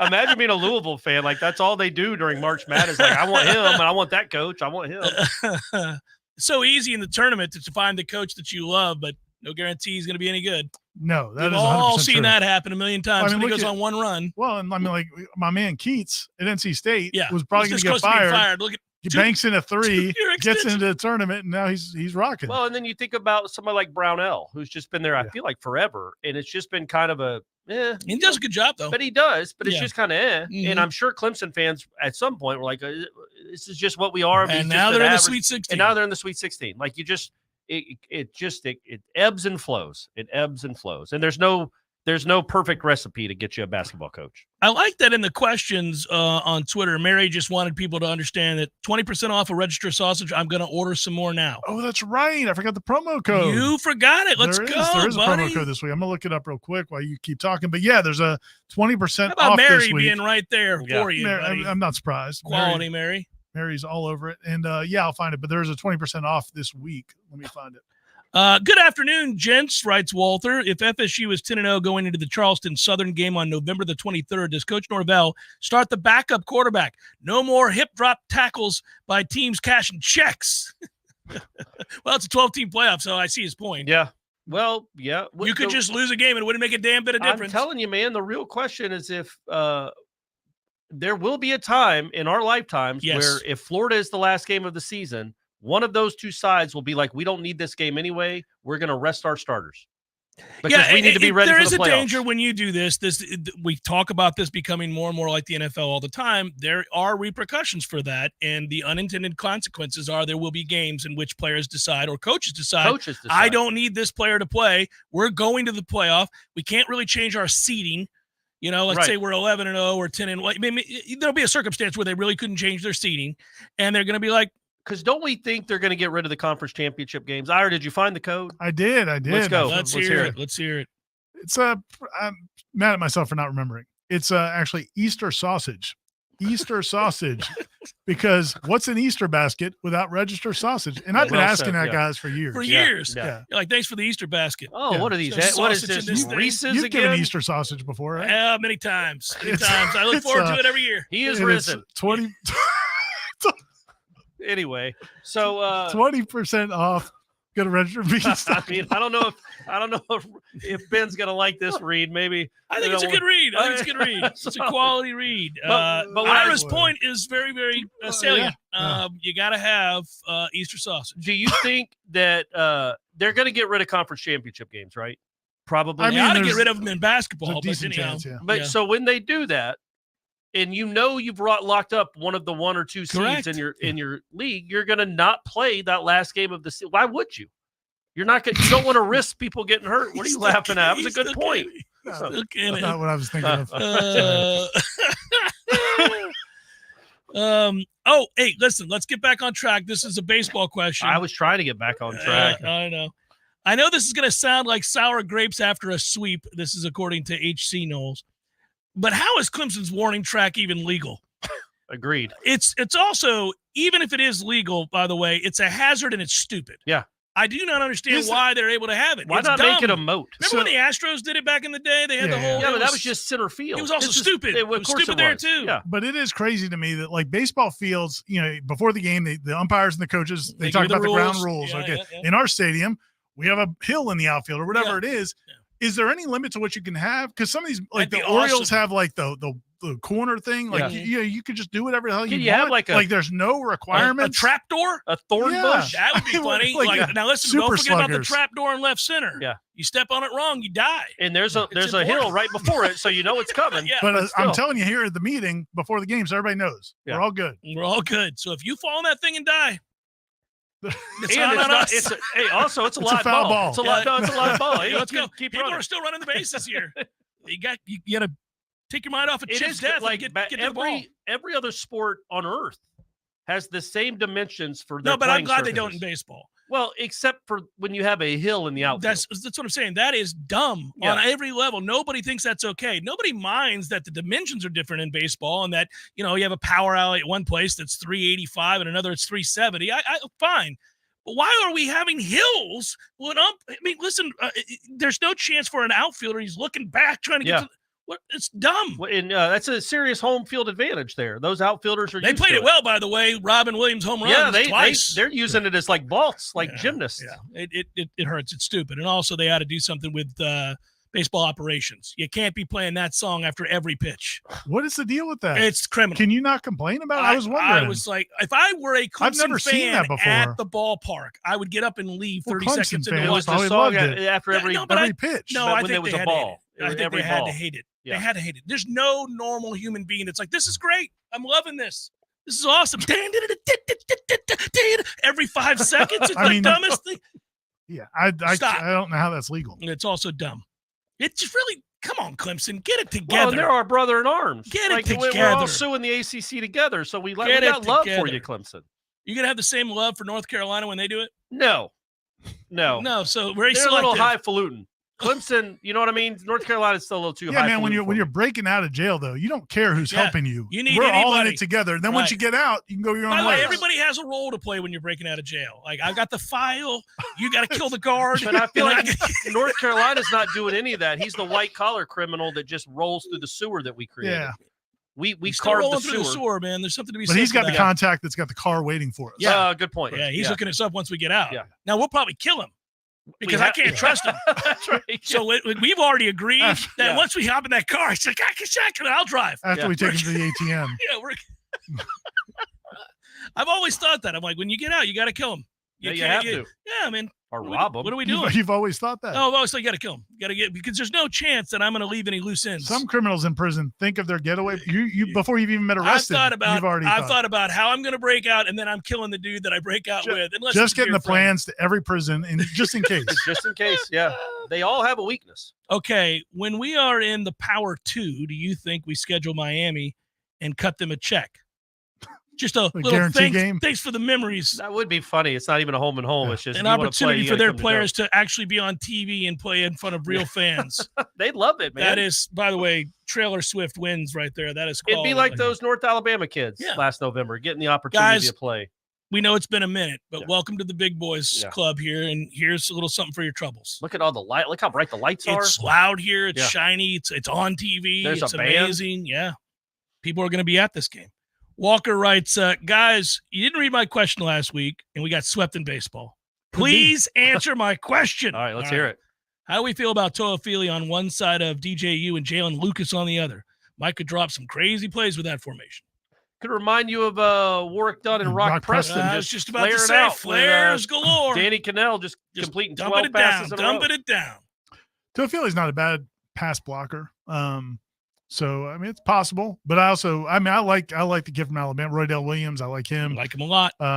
They've got there's a lot of talent in that. Cam Davis, excuse me. I keep wanting to call him Cam Smith, but Cam Davis is there's a lot to like there, man. We all knew he was a big, strong dude, but like he runs well. Got a little burst to him. Who's out of their situation first? Writes Henry, Billy Napier or FSU? Wow, Billy's out after this year. Yeah, but FSU's probably gonna have to declare before August if they're going to be out by 2025. So, we won't actually be out. We'll just declare we're going to be out. Billy is going to be out after this year. Yeah. So I think the answer is Billy. Yeah. I wish he would do well enough that they had to keep him.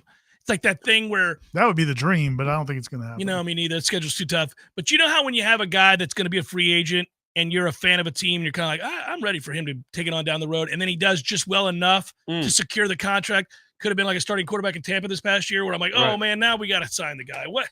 Damn it, man. The only really hope there, and I don't know how you hope for this, but, hey, got to hope for something, that maybe something happens emotionally to where the school just rallies around to Billy because something happens. He gets held up. Maybe in our escape from prison, he's an innocent bystander. He gets held hostage, and then it's we can't fire Billy now. Did you hear about Billy? He was on his way over to the O-Dome, and somebody stood him up.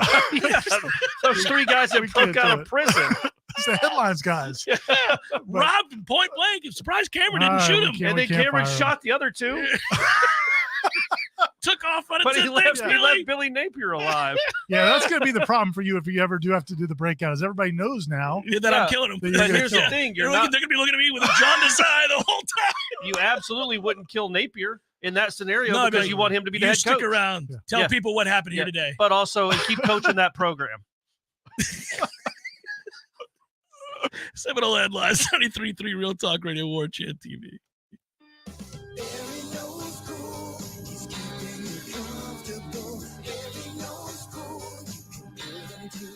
Your heating and air conditioning system doesn't check with you before it takes a break. That's why we're always ready to help. Any day, anytime, anywhere. And with our annual service agreement, there are no overtime charges. Ever. At Verno Heating and Air, we will always be there for you. Verno Heating and Air Conditioning. License CAC 116186. Have you been injured on Interstate 10? I'm Jimmy Fasig of Fasig Brooks Law Offices. We've partnered with Roadproof to access all interstate traffic cameras along I-10 from Pensacola to Jacksonville. Let us help you get the proof you need to stand up for yourself and get fair compensation for your injuries. Call us today and let us secure the proof you need to come back stronger. Fasig Brooks, 850-777-7777. Offices Destin, Tallahassee, and Jacksonville. I'm Greg Tisch, here to share one of my favorite TCC stories. In the summer of 1966, Eugene Lamb wanted to stay in shape before leaving to play college basketball in Louisiana. So he jogged to Tallahassee from his home in Midway and helped lay the bricks for the first building on what's now the TCC campus on Appleyard Drive. Today, he is a longtime member of the TCC District Board of Trustees. It's no exaggeration when we say Trustee Lamb helped build TCC into what it is today. TCC thanks our community for 58 years of support. We look forward to moving into the future together.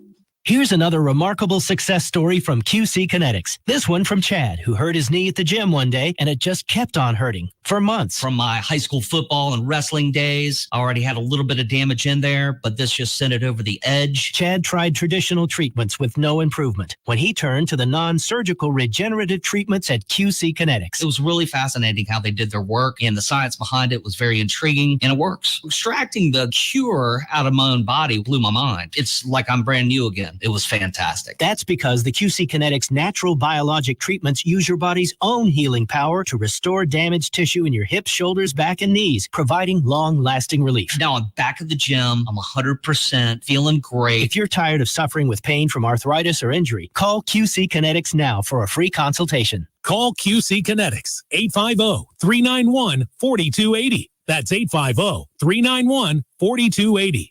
850-391-4280.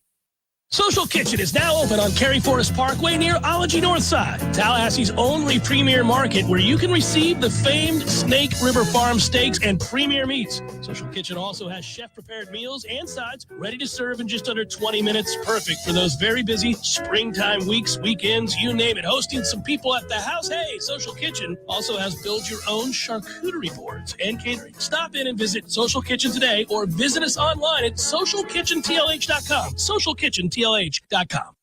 Man, I just got a text from my wife. She wants me to cook dinner and then snuggle on the couch next to a roaring fire. So what's the problem, Dave? You already got the new grill, and you're a great cook. I got one major problem. We don't have a fireplace. Man, that's an easy fix. Just call Hearth and Patio. They got a lot of fireplaces that can help you for your romantic evenings. Wood, gas, electric, and a ton of different sizes, man. Call Hearth and Patio today, 850-727-4282, or visit them online at hearthpatiotallahassee.com. Hearth and Patio. Ignite that spark in your life. Life is stressful. Dinner shouldn't be. That motto is why Register Sausage has been doing business in the Florida Panhandle and Lower Alabama for over 75 years. A proud sponsor of Seminole Headlines, Register Sausage always provides the best Southern smoked sausage to over 140 grocery stores and restaurants throughout the Southeast. Headliners have discovered the Register's difference. You can too. To find a store that carries Registers near you or to buy directly, head to registermeats.com. That's registermeats.com. Register Sausage. Yay, sausage! Seminole Headlines returns now. Head to YouTube and search for Warchant TV today to catch the show live or on demand. Now, here's Jeff Cameron, Ira Schofel, and Corey Clark. The DC Floridian asks, hey guys, always enjoy the show. I haven't heard anything about Ham since the season ended. Does that mean he's coming back for a farewell season? Any chance they'd name a coach in waiting before or something like that?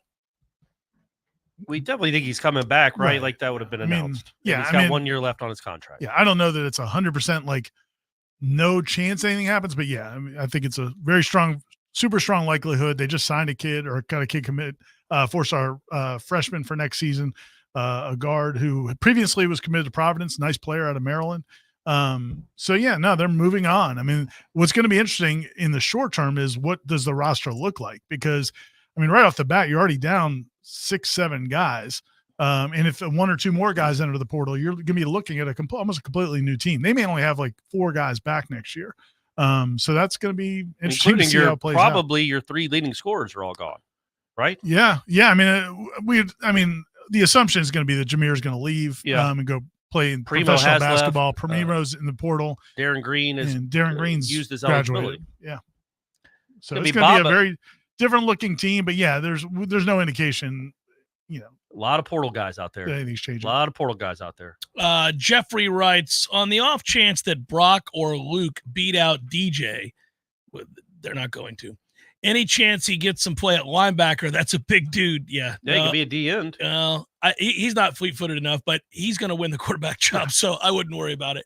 What are the odds the stadium construction is in a, quote, good place for the home opener in 2024? That's from Queens. It's going to be odd. You know, I mean, I don't know what they're saying, like 50,000 people, 50-something thousand people. So it's going to be strange. I mean, that side's going to be like temporary stands.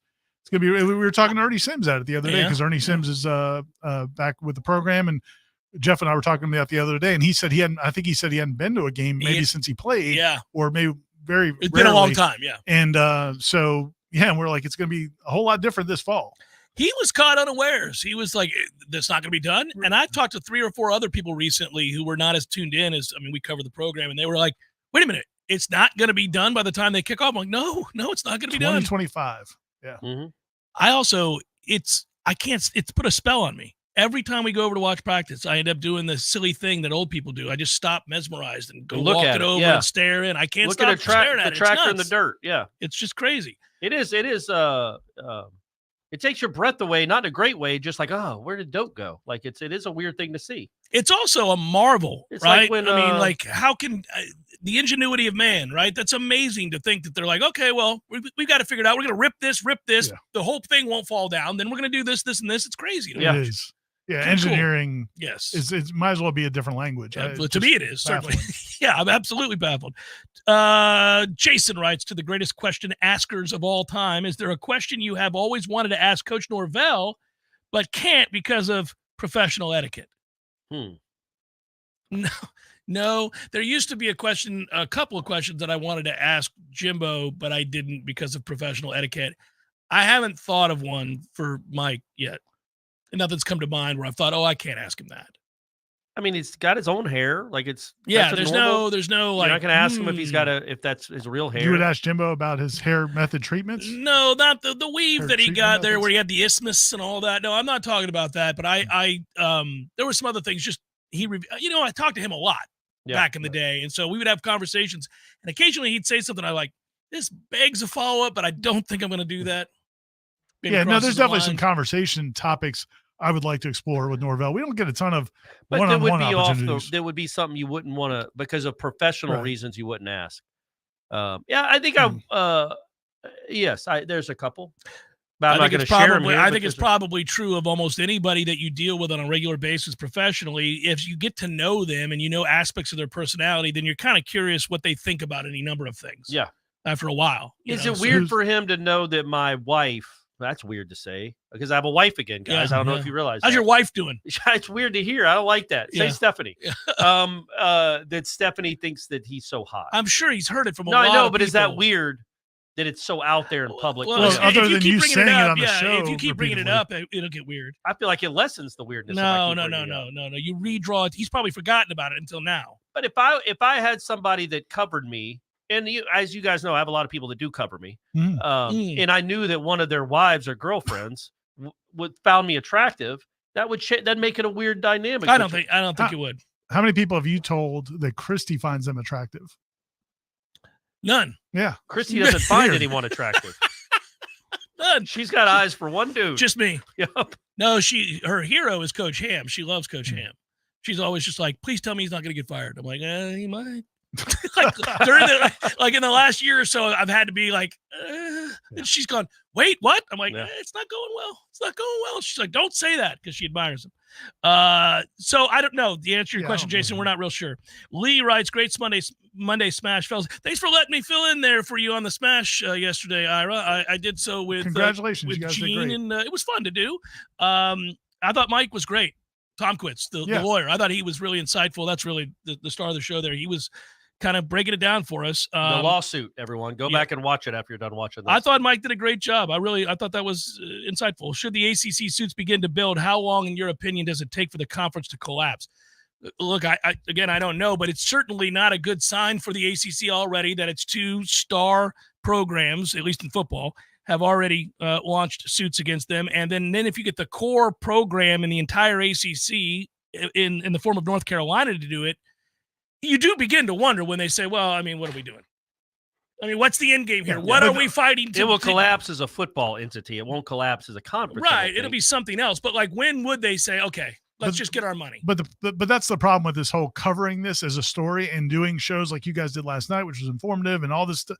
It's the only question anybody wants to know is when the hell are we getting out? Win out. Yeah, I said that to him several times last night. I'm like, really? We just kind of want to know when. And it's impossible because the court process would take forever. So it's not going to go that long. So it's just like, what's the tipping point to force some sort of mediation? And nobody can know the answer to that until they kind of go through some of these machinations of the court process. Yeah, it's frustrating. But I mean, we think, I would bet, I think they're going to be out of Florida. They're going to be out of the ACC in time for the 2025 season. That's what I believe is going to happen. Now, when it gets announced and done, I don't know. I would agree with you. Tomkowitz agrees with you. Many others who are kind of close to this issue seem to think 25 seems likely, but they all say the same thing you just did, which is I don't know what has to happen for that to be the trigger for the moment when the ACC is just like, okay, really, it's probably more about what ESPN tells ACC to do. Yeah, and what North Carolina does and something, because again, it gets to that where it's just this, I mean, but honestly, it makes no point for the ACC just to give in because they know they're done if they give in. So they will fight this as long as they can. But they're also going to get a ton of money. And I guess the theory is if there's concern that ESPN's not going to re-up that deal after 26 or whatever. So 25, they have to make a decision. And 27 is when so if there's a concern about that, like what's ESPN's next deal going to be, or whoever we can get CW, full-time CW, like what is that money going to look like? It may be more attractive to get $200 million from Florida State, $200 million from Clemson, if you think you're not going to get anything from them, but the other side or that you're going to lose the case, right?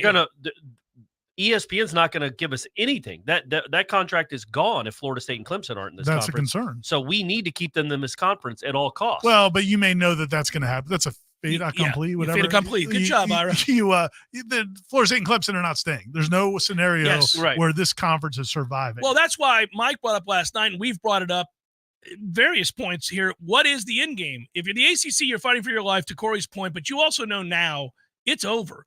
This was all speculative before. It's no longer speculative. Your best teams are suing you. They're saying no. Yeah. And now North Carolina's Board of Trustees chair is basically announcing they're leaving. Yeah. I mean, that quote is brutal. Yeah. It's time to explore beyond the ACC. What's funny about this is, so when Bubba Cunningham made his comments last year where he kind of ripped Florida State, I asked somebody at Florida State who would know, is that really how North Carolina feels? And this person said, I don't know if Bubba's talking a lot with their board chair.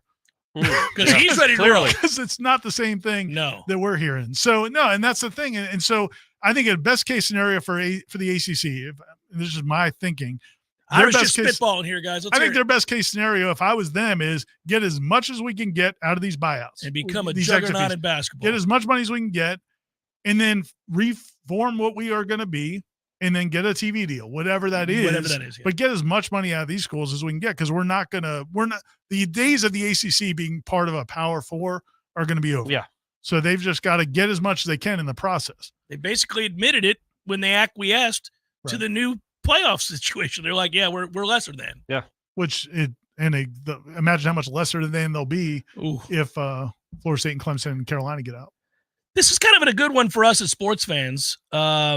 I believe this is Datil writes, I know which one is the bigger miss, but how close do you think they are between Sam Bowie / Michael Jordan and Trubisky Patrick Mahomes? That's true. The Bears could have gone with Patrick Mahomes instead of Trubisky. I don't think anything will ever beat Jordan. No. And Bowie got hurt right away. Yeah. If Sam had maybe lived up to his promise, it would be a different conversation. But he got hurt and was a shell of what he was in college. I haven't given up on Trubisky. Still hold out hope. I think I like that. He needs to get in the right system. I see a sign every now and again. He every did now some and with the again. Steelers this year I really like. But I think Jordan's the all-timer there. And honestly, I know who they drafted, and I know that the game was the game back then. It was different than it is now. The Rockets don't get enough grief for not drafting Michael Jordan. I know they drafted Hakeem Olajuwon. It worked out. I know it didn't work out like it would have with Michael Jordan. They won titles, and Hakeem was really good. They won titles when Michael Jordan wasn't in the league. Doesn't matter. They won titles, and Hakeem was an awesome. all-time great. He's a top 50 player all time. It's not a bum. They didn't grab Sam Bowie. That's why I said it's not the same. Yeah, but the other guy that you didn't draft is the best that ever played. I know. I still think it's a degree of a mistake. It's a very small mistake compared to Sam Bowie. Kind of like you guys not getting Luka. No, Ira, you're wrong. The Hawks drafted Luka, Well, and then traded him not immediately keeping Luka, for the I'm sorry. 5'11" point guard, who's awesome offensively. In the defensive prowess of said 5'11" point guard, Yeah, yes. the defensive prowess of me. Jason writes, can anybody please explain to me who is the college football playoff that they have all this money, the CFP? I'm just having a hard time understanding how anyone can own the playoffs. I'll let you go ahead. Yeah, I mean, on the specifics, I just think it's ESPN basically owns they're the TV. Yes. They're paying the bills. Like there's no entity. They're the, and that's what we get to with all this conference stuff is who pays the bills. It's TV. And so they kind of, now the conferences and the TV people will say, oh, that's not true. They don't tell us what to do. But come on, man. There's a reason, the Big Ten didn't want to expand until Fox was like, hey, we'd like to have. I started getting mad again about Herbstreit last night With when the I was apology writing, again, when I was another writing one? the Renardo story. Because of his latest tweet? No, I don't know what his tweet was. He had a long apology where he was saying, just because we disagree about an opinion I've had doesn't mean I think any less of you guys. And he went, I've always loved the Noles. No, just the whole narrative that got pushed, and that I am, now more than ever, I'm convinced that even if Jordan Travis was 100% healthy and they beat Louisville 30-6, Florida State's not getting in. I agree with you. Which is preposterous and stupid. And they're going to have more players drafted than Alabama, probably. They certainly had more players at the Combine drafted. And over a 2-year stretch, they're going to have more players drafted off that team than Alabama's team. Alabama's team should have lost to Auburn, did lose to Auburn, I think. Should have lost to Arkansas, and did lose another game at home by 10 points. And still Kirk Herbstreit's sitting there telling us that, but man, when you add these things but up, you're rehashing. I know, what we it just to be makes true, me brother. mad because Florida State had real talent. Yeah. That's a very, very talented football But team. it gets back to, and that's the problem, is you have the TV people paying the. Well, that was the point. Yeah. He was shilling for the SEC. Many of we them all were. know it. Many of them were. And think about how they were gotten to over time, too. There were others who didn't go along for the ride until they were told. McElroy, man. That McElroy, was awesome. looking at you. Yeah. Looking at you, and we'll always look at you. That was nuts. That was so He cowardly. He made the right argument until he was told not to. Or until he knew what was actually happening, which is what I think happened. I think they knew at 10 a.m. that Alabama was in, and they tried to tell all their people on the set, you've got to explain this for us. You've got to tell people why we're doing this over and over and over again. Craig, even you, who's been on record for 2 weeks that Florida State should get in, That's a you got to toughie. change your tune. This is what happened is 3 of us break out of prison, right? You don't want to betray me. No. Jeff makes you hold me while he shoots me. Well, I Hold you would like I in a wouldn't warm want- embrace. Well, tie me down or something. No, No, wouldn't and I'm want- not hugging you. But like you don't want to. No. But at the end, It he has makes to you. happen. Well, I don't know, because then he's just going to shoot me. That's correct. That is Oh. correct. See, that's what Kirk did not account for. Yeah. What Yeah. Corey figured out was that Herbstreit was going to be on the wrong end of this furor at the end of all this. And if he had known that, he Oh, wouldn't he have had no done idea. Yeah. There's no question. I feel like I almost we- feel bad for him. No, come Oh, on, give me a break. easy. Almost. I feel like we would overpower Almost. Jeff. it. You're not overpowering me when I shoot you in the back of the head. That's the Fair end of that. point. Fair point. We're just talking about a crazy scenario, guys. If you tuned into the show late, nobody's advocating violent. Yeah. Burke writes, which is greater, excitement over our baseball's offense or the concern about our baseball team's bullpen? Oh, that's funny. I would say the offense. That's fun, man. I think Cam Smith and Tibbs are absolutely going to be playing in the major league sometime pretty soon. I did those. Yeah, They're very good hitters. Yeah, it's just fun to watch an offense like that, man. When you're like, man, literally, like all these guys are going to be playing minor league baseball in a year or two, and more than 2 probably could be in the major leagues. That's cool. It's After been a what while. happened on Saturday, I thought, man, I thought a lot of things Wasn't could that happen on Sunday. encouraging For that them they got come up to out an and 11-2 just lead? pound the Twice ball. they kind of think about it, they got run ruled in game 1. Yeah, and then So came for them out- to come out yeah. and have that performance, both from a pitching standpoint, starting pitching standpoint, and then offensively, they showed no signs of the humiliation of being run ruled. Right. And then they didn't show signs of having been, dumbfounded by an impossible collapse. Yeah. In the next game, they come out and they're up 11-2. And now they collapsed again, so we'll see how that keeps How going. many more but- times can you let that not affect you before you start getting because at some point it will, on a serious note, it will be getting tough. Well, next time somebody hits a grand slam, nobody's even going to congratulate him. So what's the point? It's the 4th inning. No, I will say this. Doesn't matter. We still got 15 more outs. On a serious note, though, really quickly, I want to add this.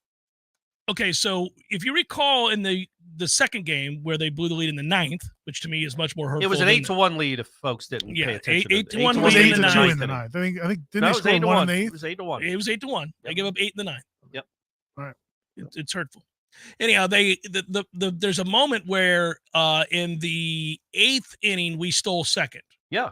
And the announcer brings up that if this were Major League Baseball, that would be seen as a very curious move.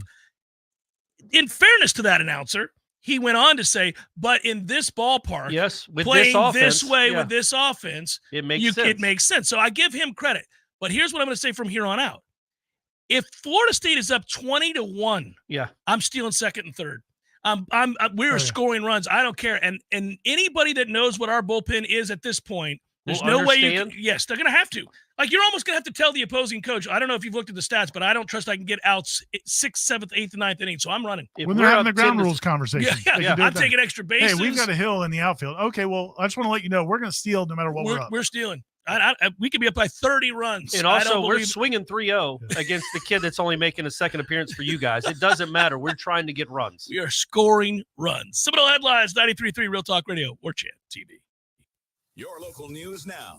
Florida will have one of the country's most restrictive social media bans for minors if it withstands expected legal challenges. Under a bill signed by Florida Governor Ron DeSantis on Monday, the bill will ban social media accounts for children under 14 and require parental permission for 14 and 15-year-olds. It was slightly watered down from a proposal DeSantis vetoed earlier this month. The bill DeSantis vetoed would have banned minors under 16 from popular social media platforms regardless of parental consent. Several states have considered similar legislation. Supporters in Florida hope the bill will withstand legal challenges because it would ban social media formats based on addictive features such as notification alerts and autoplay videos rather than on their content. DeSantis acknowledged the law will more than likely be challenged on First Amendment issues. Opponents have argued it is unconstitutional and government should not interfere with decisions parents make with their children. This is Rachel Anay with your Real Talk 93.3 Local News Update, brought to you by Macklemore Systems, Tallahassee's go-to Mac store. Check them out online at MacklemoreSystems.com.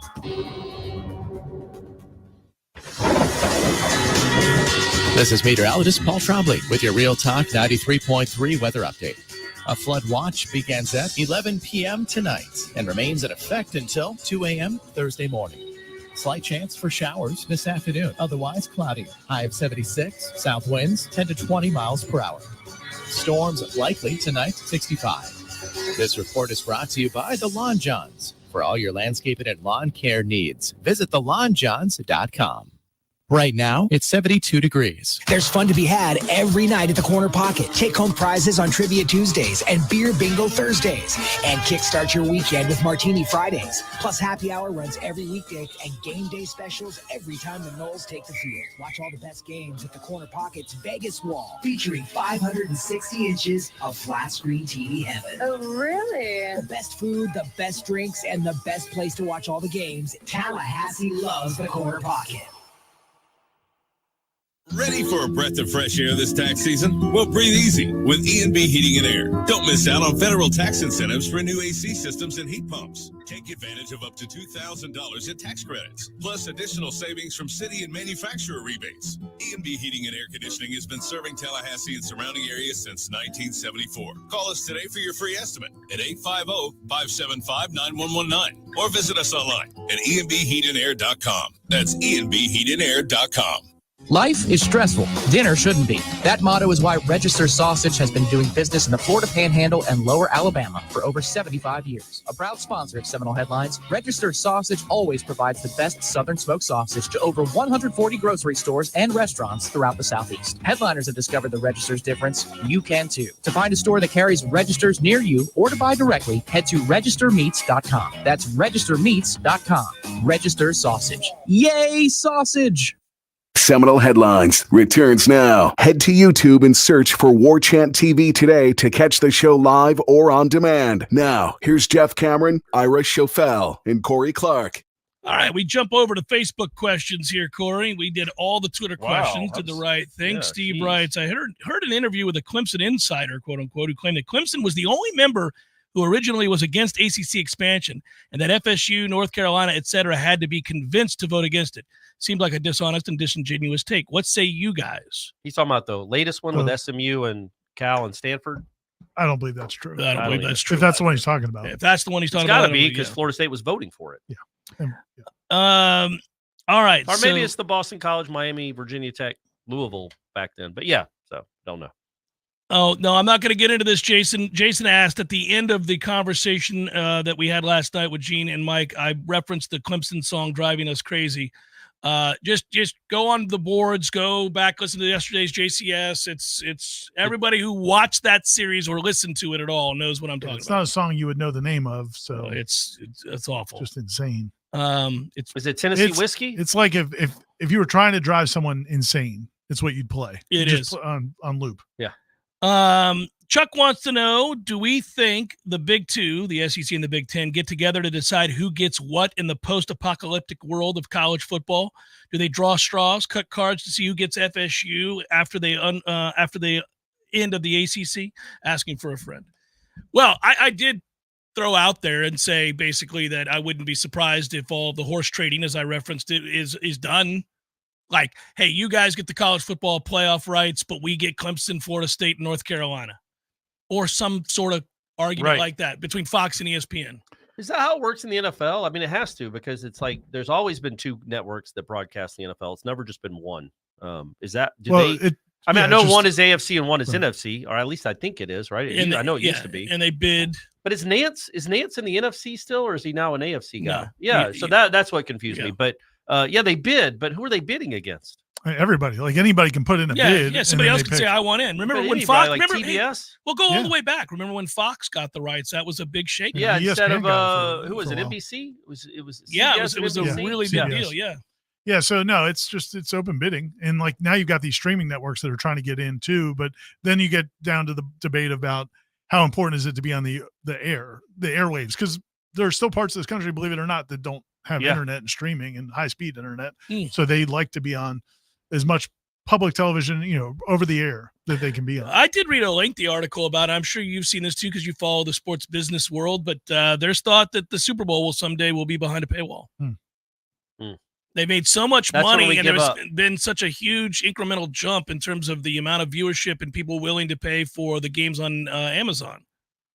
I mean, I guess that would be a bad idea. It does seem like a bad idea. It's also crazy that they don't let people say Super Bowl when they're advertising something. The big game, Get your chicken wings for the big games. Like in the NFL, you need more money. It's the Super Bowl, man. But back to that whole topic, I was listening to another podcast, a national college football podcast. They were talking about the difference. One of the big differences now, and the reason why Fox and there's some hope that Fox and ESPN will work together a little bit, is that the Big Ten commissioner and Greg Sankey get along, whereas Warren and Sankey did not get along at all. So there's a lot of things lining up for where you could see some sort of. Tom's talked about it a lot on the show too. It does seem like they are working together, in concert, and which would mean long-term something good for all of us as fans, even though a lot of this has just been bad. But you would, because you're going to have at some point, 14, 16 playoff teams, you would see cross-conference, if the Super Two want to play each other, that makes for good football. It would be surprising if Sankey was working with anyone. That he cares about anything else. But now they've emerged as the two giants. And there's no denying that anymore, by the way. It's not like you're competing anymore. They are a behemoth. And everybody else is screwed. Everybody else is screwed. Sankey might want them all. He might. Ohio State might announce tomorrow they're joining the SEC. I don't think so. They're making as much, if not more, in the Big Ten. They're going to be all right. Corey would not trust Sankey on the jailbreak. I'd shoot Sankey before we ever got to the car. Sankey wouldn't be in the break. No. We wouldn't even know We'd about exclude him. Yeah, he wouldn't even know about it. He'd be in the yard doing something. Somebody would have shivved him a long time ago, buddy. Out there when we were working out. A Pac-12 fan. Big 12 fan. We would have gotten rid of his ass. All right. Good afternoon, gentlemen. I think a new swear word was invented at my house this weekend. This is from Joseph. After the third game in a row with a blown lead, my wife yelled, "Bullpen!" That's funny. Is there any hope we'll catch fire by the time the tourney comes around? Well, look, location. You got to locate. You got to throw strikes. You might have a bullpen that you don't trust for the rest of the year, but it's a lot easier to deal with that if they're not walking people. Well, the whole key make to the them season, hit the ball. The whole key to the season to me, it's already a good season. To be like a magical, actually get to Omaha, do some stuff in the postseason, to me comes down to Dorsey, because he's your best arm in the bullpen. You don't have a lot of great ones. He's erratic. But he's also, how do you bounce back? He just got Byung-Hung Kim'd. The guy from Arizona that was never a closer again after that World Series home run against the Yankees. Yeah. 2 in a row. Yeah, I know. With I was one out watching to go. it in my apartment. And so luckily Arizona went on to win the World They Series. did, not because of him. No. But so how does he come back from those 2 colossal home runs he allowed and just 2 meltdowns he had when he was the closer? That I to me actually is think the key. Listen, they don't have they don't have a real closer. It's by committee. He was great against Florida. He's one of the reasons they beat Florida. Agreed, and I think the stuff still plays. He's just got to locate. You cannot walk people. We keep getting back to this. Stop walking people. He was all over the map. Yeah. If you're throwing 97, it's like in the Friday night. Well, it would have been the Friday night game. Instead, it was the first game of a doubleheader Saturday. But Leiter, you can live with having a bad outing. You can't live with 6 walks. Yeah. You got to stop walking people. Yeah. And agreed. Everything doesn't have to be a grand slam. Especially when you have a good defense. You have a good yes. It could be a solo home run. Clemson gave up 100 solo home runs over the weekend. They won all 3 games. Every time Florida State came up, it seemed like another one of our guys hit a home run, but they were largely 1 or 2 run homers, and they weren't consistently grand slams. Yes, it's correct. Very, very frustrating. Yeah. By the way, that's funny about your wife yelling bullpen at the top of her lung. My family and I drove down to the Clemson game on Sunday, hoping we wouldn't do the same thing that we did on Saturday. Ended up getting the same result. The team did not handle the pressure very well. That's correct. By the way, they played the most ridiculous and incessant. Yes, Butch, I'm done. I'm done reading. Yep. There's not really a question here. You're pointing out the stuff that we've all complained about. I'm not mad at you, Butch. Just letting you know. Yes. It's not Rocky Top. I hope that and listen, it's not the same. It's not the same because people did that. They were like, well, people get tired of the war chant. People get tired of Rocky Top. People get tired of Oklahoma playing Boomer Sooner and all. It was every pitch. It's every pitch. Yeah. And it's not. And it's also not a collegial song. Give a real guesstimate of how many times it was played on Sunday. I know one time in one inning it was played 26 times because I counted it. You know, it's interesting, 26. Though, about the athletics department. And I know we're brothers in arms. We're all trying to break out together. Yeah. But they're terrible about it in football, too. They play that music right up until the snap. I mean, they're supposed to stop it much earlier in general, football. Not that song. No, not that song. But they pipe in crowd noise. They pipe in music. Yeah. They do a lot of artificial things to get into competitive. So it's a freaking clown show. Yeah. Hey, don't talk about Clemson like that. Listen to me. They're back on our good Their side. baseball ops should be ashamed of themselves. There's some a-hole hitting that button every time. He and thought he was part of the rally. Eternally. He was part of the rally. That's why I'd have punched his ass. He didn't have to buy beers that night. That is ridiculous. And they ought to. I'm surprised the league doesn't say, hey, what are we doing? You guys are out. Are we trying? The league should kick them out. I'm saying like the ACC, in terms of governing what teams can and cannot do in their home stadiums, you have to say something to these a-holes. Alford calls Phillips, and he's like, hey, man, stop Clemson from playing all this music. And he's like, I don't know, man. Both of y'all are renegades. Figure it out on your own. Figure it out in court. Yeah. The song is called Venga Bus. Venga Bus? What does that even mean? Maybe it's not American. It's a rave. It's really catchy. It's a rave. It's a ridiculous rave. I love raves. Only the fat rednecks at Clemson aren't sitting there hopped up on goofballs. They're just quizzically looking around like, why are we doing this? Their batter should have come to the plate with the suckers. Pacifiers jumping around. Glow stick. Dressed as bunnies. Ridiculous. JP wants to know, I want to go. Oh, no, sorry. This is Sean. Sean, I want to go on the record now, say that I believe this FSU baseball team and Link Jarrett, that I support these guys. So, well, good. Okay. Well, good, why good. wouldn't you, Sean? I want your thoughts. If you didn't. Is it safe to say that this weekend was the worst weekend in the history of FSU regular season baseball? No. I would say this. I think they had the worst day a 19-0 baseball team has ever had. That's got to be safe to say. You got run ruled and then gave up an 8-1 lead in the ninth inning. And 11-2 lead in the sixth inning. Well, I was just talking about the Saturday. Yeah. Was the single worst day a 19-0 baseball team has ever had. You get run ruled for your first loss, and then you blow an 8-1 lead in the ninth, the next loss. By the way, the fun part about getting run ruled is that you hit a grand slam in the first. It's 4-0 Noles. Yeah, you got scored 15-1 the rest of the game. I texted you after. I know. That was the last baseball text I'll get from you. Yeah, I was like, Ferrer, grand slam, because I figured you were not in a position to see it yet. And I wasn't. I texted you that, and I was like happy because we were talking about the game. Other stuff. So from the Warchant account, we don't tweet a lot of baseball, especially on the road. We're not doing the play-by-play like some people do on the Twitter. But I tweeted out the grand slam. And then I did not tweet. Shutting it down, didn't guys, tweet again until they lost. Then on the next day, I didn't tweet till they were up like 7-1 or 8-1 or whatever. I tweeted that. They blow that and lose. So Sunday, I'm like, you know what? even 11-2, not tweeting. Not tweeting it. Don't worry about it. Can't blame us. That was funny. That in FSU baseball takes its cue from you because they didn't tweet for about an hour and a half on Sunday. They were up 11. They tweeted about getting up 11-2, and the next thing you know, back at it Tuesday against the Gators. I'm gonna give Sean credit. He goes through and lists many of the disappointing moments in the history of the program, which I'm aware of too, Sean. But the one you have here at the end is infinitely more disappointing than anything that happened over the weekend in a singular series. I remember some series back in the day when we were in the top 5 and we got swept by Clemson or Georgia Tech. Regular season games. You can have an awful end to a regular season game. It'll never touch losing in a regional or a super regional, as they were known back in the day, or a devastating loss out in Omaha in a game that you led big or whatever. An underrated, disappointing moment, and very high on my list is mentioned here. I just want to bring this up.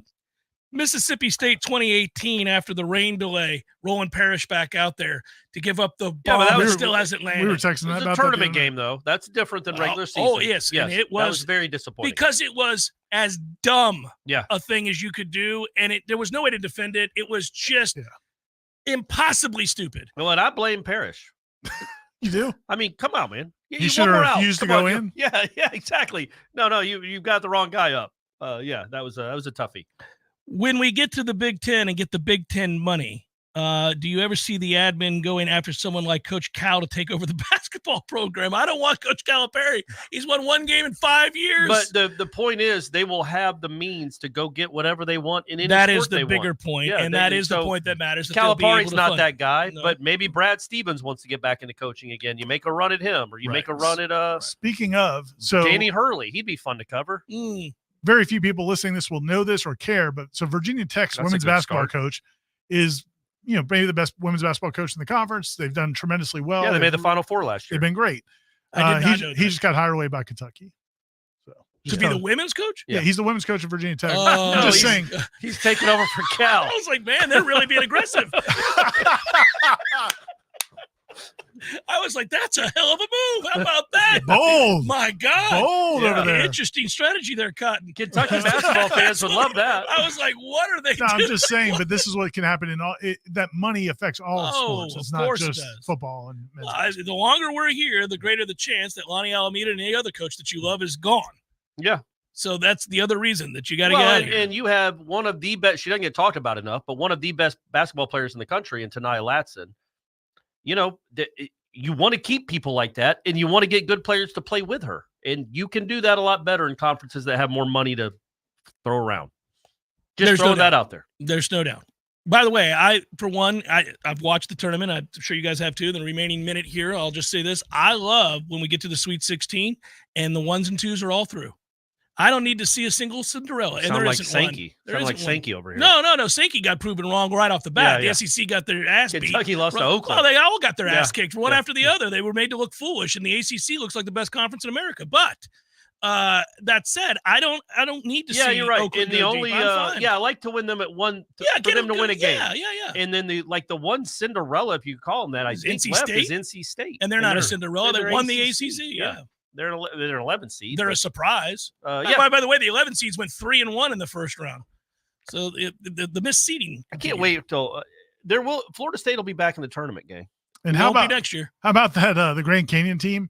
And people want to celebrate them, and it turns out that school is awful. Yep. It's apparently a terrible. They're it's like one of the worst schools of all time in terms of what they charge student loans. It's a scam, It's right? It's an absolute scam.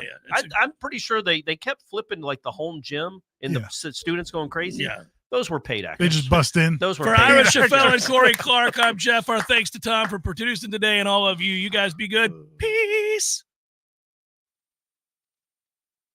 Experience Tallahassee's newest and most unique culinary delight at Chow One Korean Steakhouse. Now open on Appalachian.